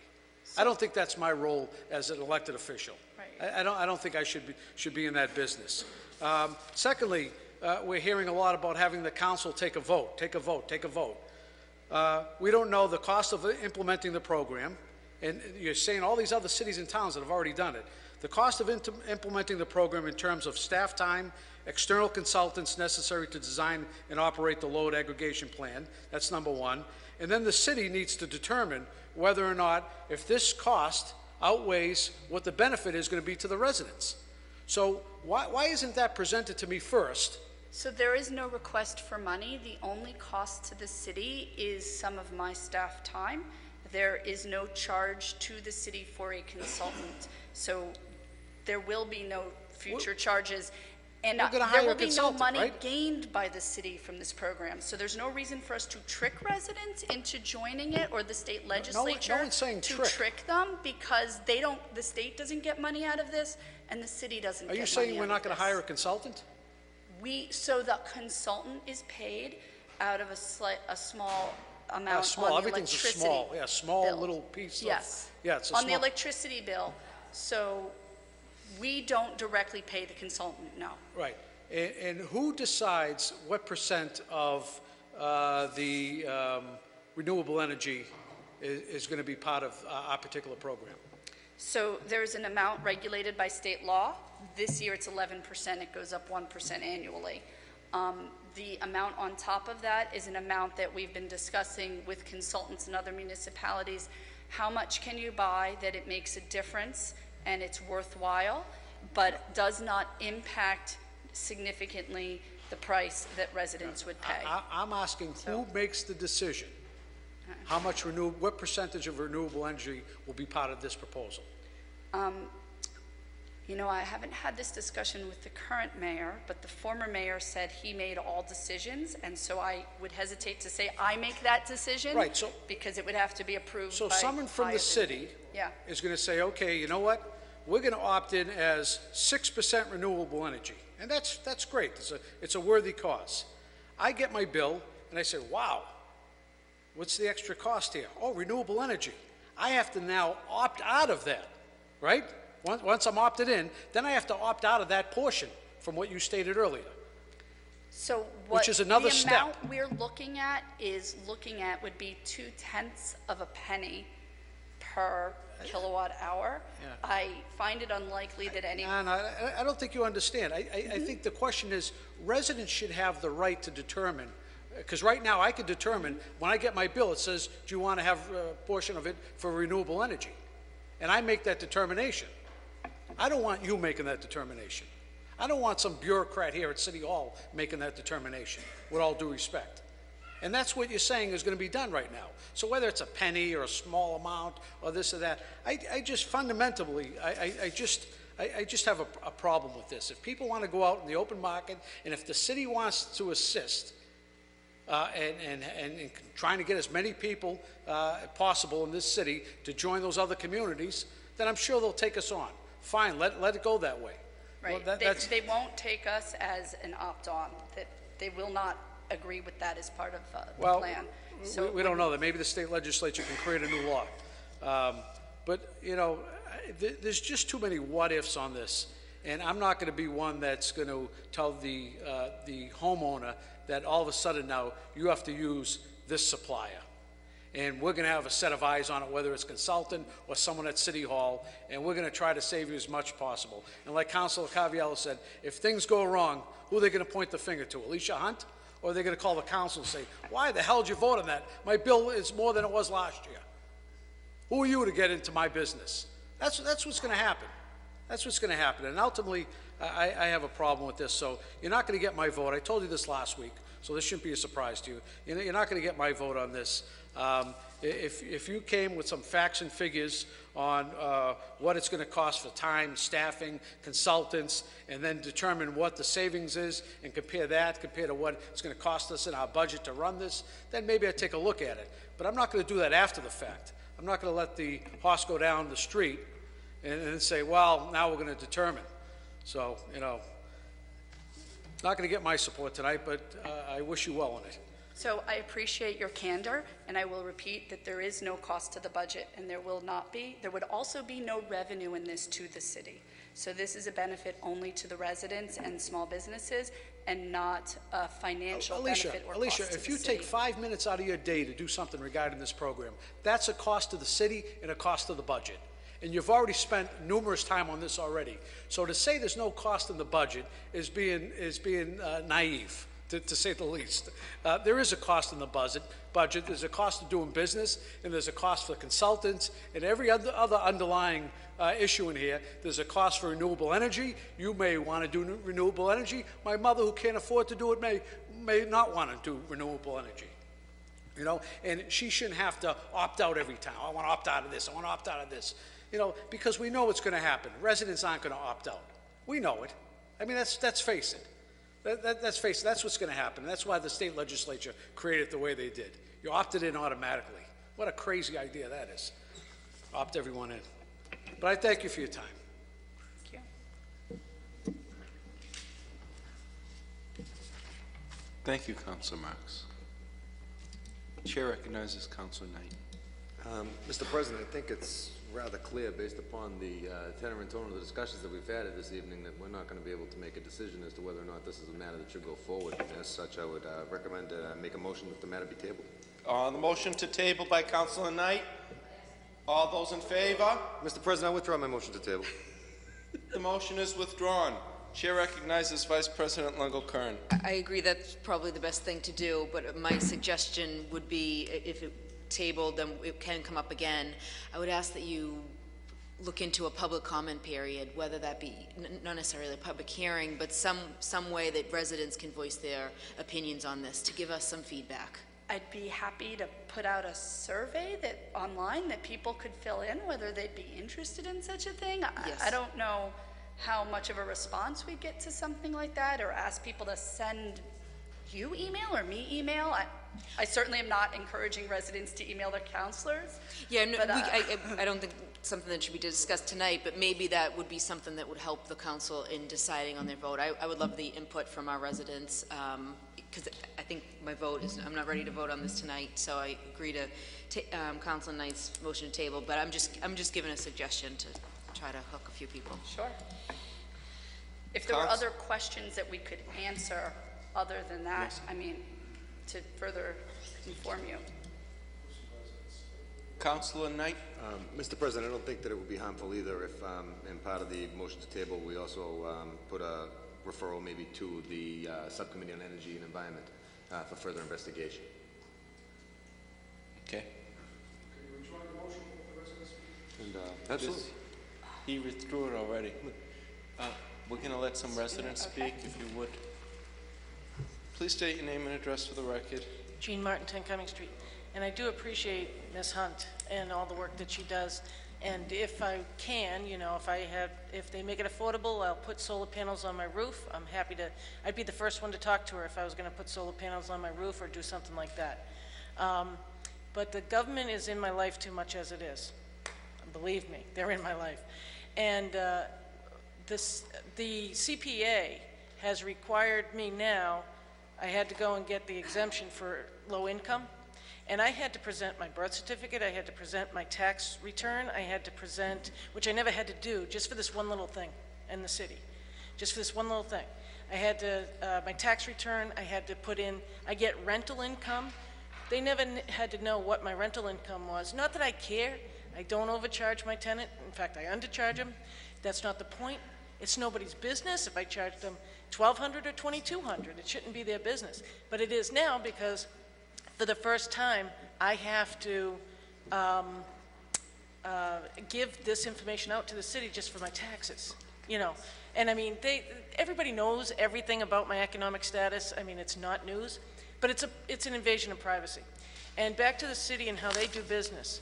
The water and sewer business is what you're in, which is a commodity, or it's a mandated thing. The water and sewer. And look at the situation that the city is in with water and sewer. And that is and I'm not against the saving money and the electricity and all of that, but we don't need one more layer of bureaucracy in this city for the reasons that Mr. Carviello pointed out. And the water and sewer pipes need replacement, and we can't demand from the government that they get replaced under the ground. We can't get them to move on that. We can't get the city government to run properly now, whether it's the fire department, police department. There's a lot of areas that are insufficient in the city government now, especially water and sewer, and it's comparable to what this issue is, which is electricity, which is something you need in your house right now. And I'm all for, if I can afford to put solar panels on my house and go, you know, renewable, all the more power to me, right? That's awesome. There's other also complexities. At one point, I needed National Grid to give me a cut in my electric bill because my income was low before I got my disability check, okay? So I needed that extra money. So that was another thing. I had to go to the National Grid and I got a break in my electric bill when I had a very, very low income. So would I be able to negotiate that with the new income, with the new provider or whatever? It's just too complicated. So it's just one more layer of the local government. And again, I want her to work here. I want her to save money for the city and put up solar panels and wind farms if it's doable. In fact, the wind farms should be going towards putting this city electric bill on wind farms and on solar. More power to her. If she can figure out a way to do it, that's what she should be doing. And so I just think that there's enough government in my life. Trust me on this. I live inside the government lives inside my head. So we get enough of that going. So anyway, thank you for listening. Bye-bye. Name and address. Thank you, President Lungo Kern. Robert Capucci, 71 Evans Street. I have to say really briefly, I really enjoy saying President Lungo Kern. That would be a great thing for this body. But I digress. Is this matter going to be tabled?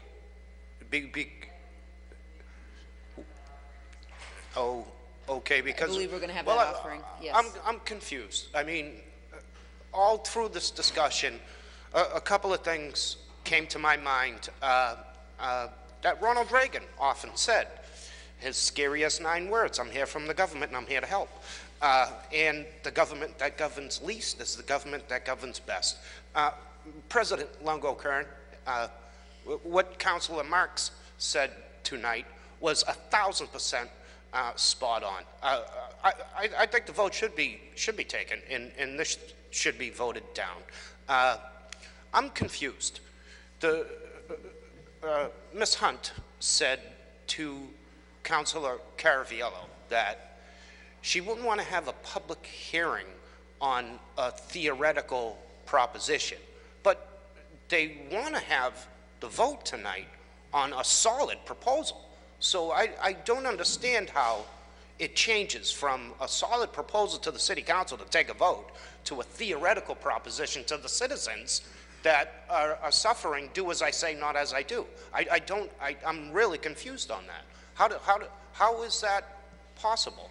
That for the residents, it's a theoretical proposition, but there's an ironclad proposal here tonight that's going to bind the residents of Medford in. That's why I asked President Longo Kern if this was going to be tabled, because if it's going to be tabled, then you know my point is moot. But I really think this should be voted down, unless the city's going to get in on it too, like Councilor Marks said. But I think the residents of this city need to have 1,000 questions, all sorts of input, since they're being basically forced into something. Thank you, President Longo Kern. Thank you, Mr. Capucci. Ladies and gentlemen of the council, Dave Champy, 35 Greenhall Street, Medford. The whole thing, the item number, the request, I don't know if you people read the last line, and authorize the mayor to execute all documents necessary to accomplish the same. Sounds like Republic Parking all over again.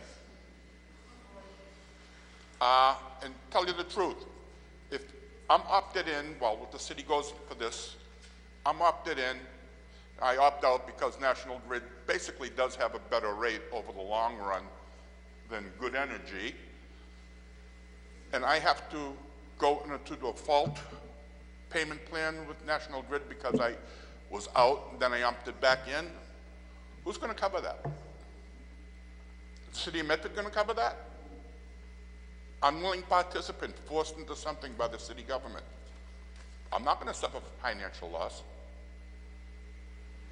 And basically, if you go, the consultant is going to get $100,000. Well, at 0.1, what is it, 0.1% per kilowatt hour?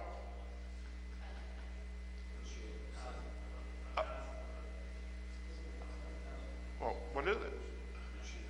Because you've Through the given chair. several. Through the chair. It's a thousandth of a dollar. Per kilowatt hour.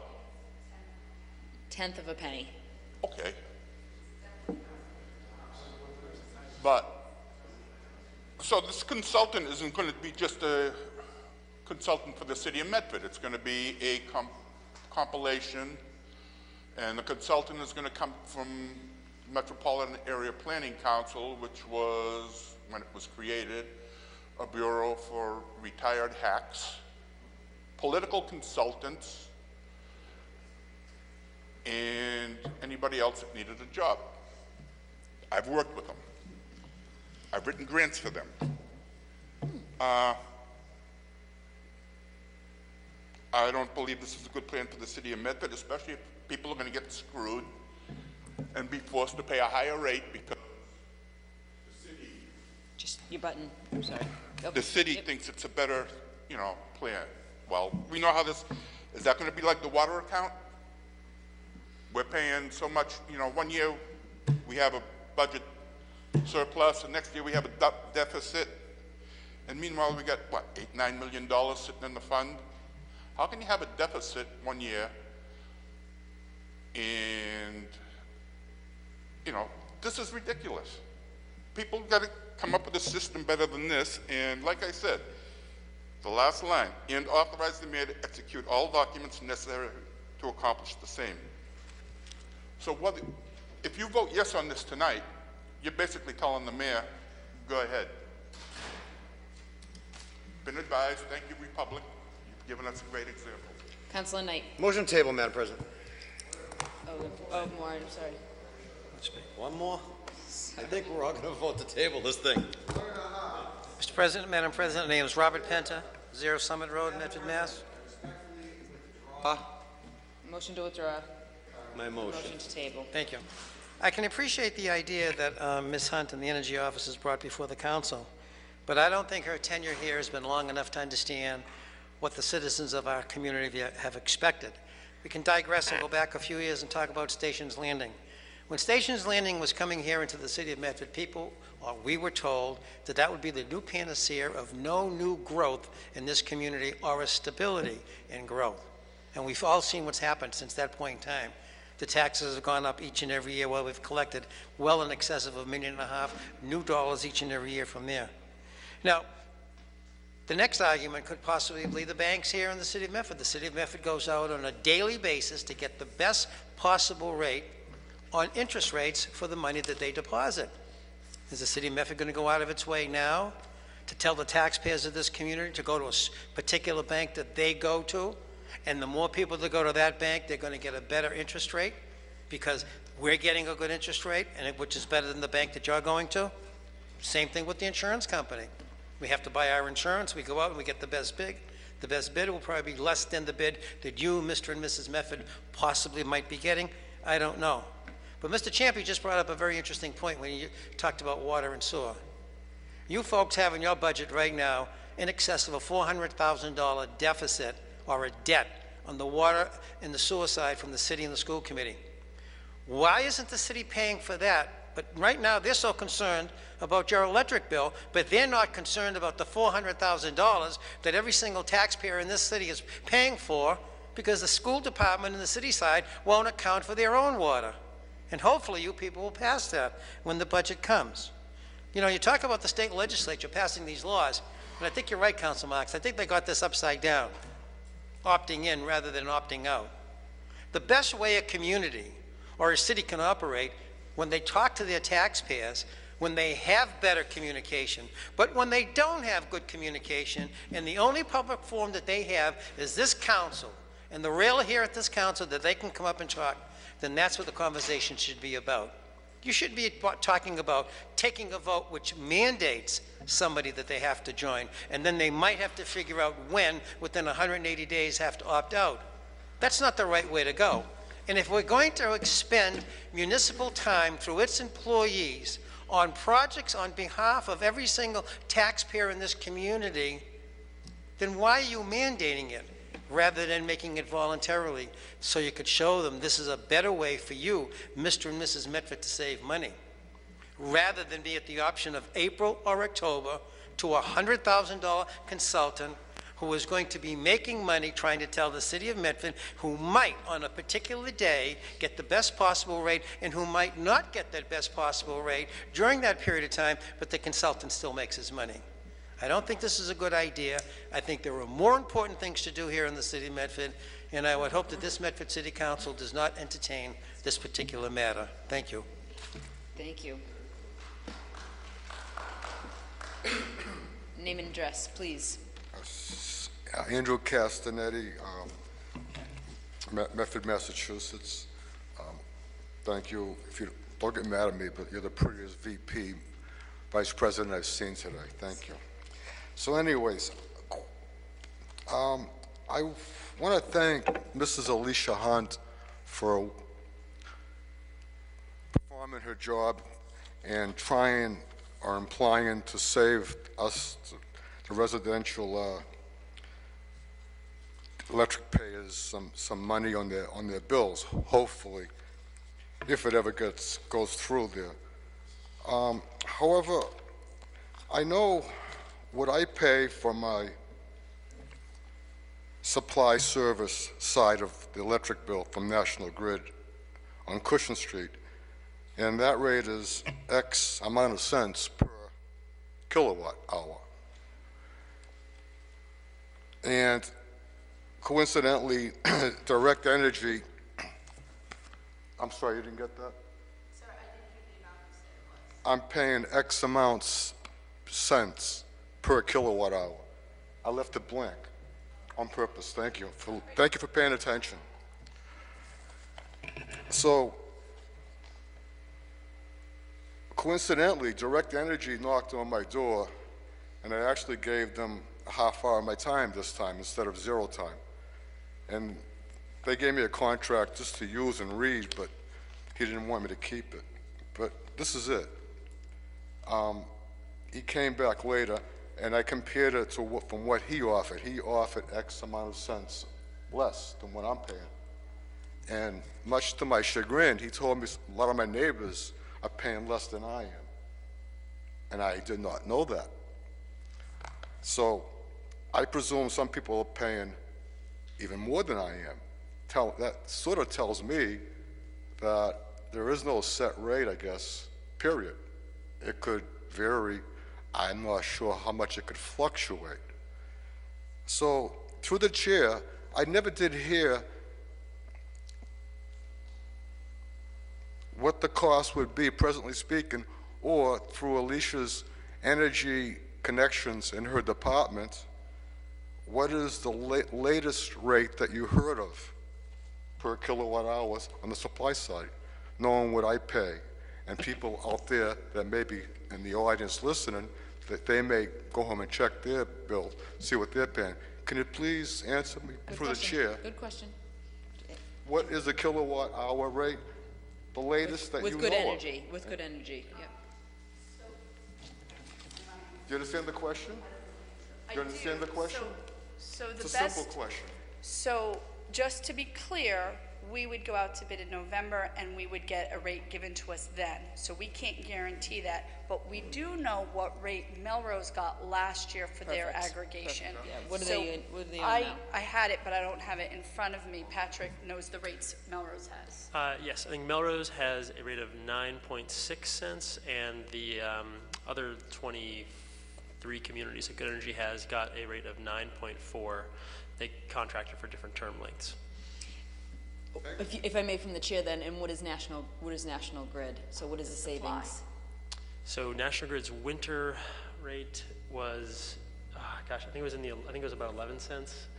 Okay, I per don't have 11 the cents. number. It's, right, I so see. just to be clear, there was a rate, National Grid had a rate in the winter time, and that rate, so if you look at your bill November through April, you'll see one rate, and then I think it's May through October, you'll see another rate. I know that their amount was much better than the winter rate and may not have beat the new summer rate. Gotcha. Okay. Thank you very much. Thank you. Thank you. Thank you very much, Mrs. Hunt. Okay, Direct Energy offered me 0.09 cents, which is, as they would say, 0.2 of a cent less than what the latest one in Melrose was. So Direct Energy, I believe, is 0.2 of a cent cheaper per kilowatt hour on the supply service charge. If I took this offer from Direct Energy, if it's still available today from May 30th, I'd be saving 16%, and that would always be 16% for one full year. Thereafter, there is no guarantee in life. Thank you. That's what the market rate would be. But someone brought up solar energy. If I may go off course, but stay on the grid of solar energy. This is from Medford transcript, I believe. And it's a picture of Senator Patricia G. Howland. Jalen, thank you. She was among one of those who voted to pass the solar energy bill signed into law by the government by the governor on April 11th. This is in the transcript on April 28, 2016. And in a nutshell, it says legislature passes solar energy bill lifting the net metering cap. So the first paragraph I'll only read. The Massachusetts legislature recently passed legislation that raises the solar net metering cap.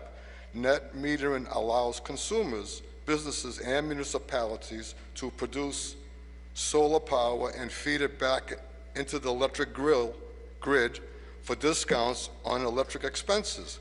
The legislator raises the net metering cap 3% for private facilities and 3% for public facilities, which will allow solar projects currently in development pipeline to move forward. I guess it's an incentive of sorts to get these projects more off the oil addiction, as Mr. Bush would say. My point or question is, if the state really cared about us, they wouldn't have any cap whatsoever. And we could sell it all back to the electric company and tell them to get a real job instead. Thank you for listening. Thank you. Motion to table. All those in favor? Aye. All those opposed? Papers tabled. Council Knight. Paper 16537, offered by Councilor Scarpelli. Be resolved that the DPW Director or Energy City Engineer report back to the City Council on what type of patching material must be used when utility companies perform work on our city streets and roads. Councilor Scarpelli. Thank you. If you can you tie in the second one? Sure. Too, if we can, just I should have put it together. Let's do them together. Right. 16536, offered by Councilor Scarpelli. Be resolved that the city engineer report back to the Medford City Council with guidelines dealing with hours of operations for patching streets from work performed by utility companies. Councilor Scarpelli. Thank you, Madam President. If I can, I know it's been a long day and night for us, but I'm getting a little concerned and upset with our public utility companies that are coming into our community and understanding when the hours of operations. We had an issue on Butler Street last Tuesday evening when National Grid did a service change, and that evening at 10:30, the construction company for National Grid came in and put hot top down. I had a few phone calls. I live in the neighborhood. I went out, I talked to the gentleman, and they stopped. But I know I talked to the acting DPW director today, and what's alarming to me, they don't have a record and who was working there. And the other piece of this that we need some clarification on is that the street's relatively new. They did this over about less than 10 years ago. Now the sidewalk in front of 12 Butler Street is now half cement, half concrete, half hot top. So if we can, we just need some guidance and understanding what we're doing with our utilities, because the more and more in the short time that I've been on this council, it's really irritating. And if they can get back to us, it'd be greatly appreciated. Thank you. What time were they doing work on Butler, if I may ask? 10:30 at night. We had two families with small children. So you're moving approval on these two papers? Please. Seconded by Councilor Knight. All those in favor? All those opposed? Papers pass. Be it resolved, offered by Councilor Falco, be it resolved that the mayor contact the DCR to turn, sorry, the writing. Mow the to lawn. turn the gas at the corner of Cut the Webster. grass. Oh, jeez. Sorry about that. To trim the grass at the corner of Webster and Fountain Street. Councilor Falco. Which one are you? Sorry about that. Thank you. This has come to my attention over the past, recently. I believe it's DCR property that it's at the intersection of Webster Street and Fountain. So if you took a left on a Fountain, it's that really odd. Yes. This is like an off ramp, but you can go left and you can. It's like a two-way street. It's very dangerous to begin with, but the grass there has got to be, if I'm guessing, 2.5 to 3 feet tall. And when you come out of there, if you're taking a left, it's really a safety issue if you're trying to take a left coming out of there. So I would ask that the mayor contact the DCR to actually have that cut as soon as it's a DOT? Okay, the DOT, whoever owns that property, DOT, DCR, to have that trimmed immediately. It's a safety hazard and it needs to be addressed as soon as possible. Thank you. Motion approval by Councilor Falco, seconded by Councilor Scarpelli. Offered by Councilor Scarpelli, be it resolved, the city engineer report back to this, that's the same thing? Done twice, okay. Offered by Councilor Marks, be it resolved that the Medford High School crew team be commended for winning the silver medal at the state rowing championship. Be it further resolved, they appear before the city council citations. Motion for approval. Motion for approval by Councilor Marks. All those in favor? All opposed? Paper passes. Offered by Councilor Marks. Be it resolved that the potholes on St. James Road be repaired in the interest of public safety. Motion for approval. Motion for approval. All those in favor? All those opposed? Paper passes. Motion, is the records? Records? Motion to table the records offered by Councilor Knight. All those in favor? All those opposed? Records are tabled. Motion to adjourn.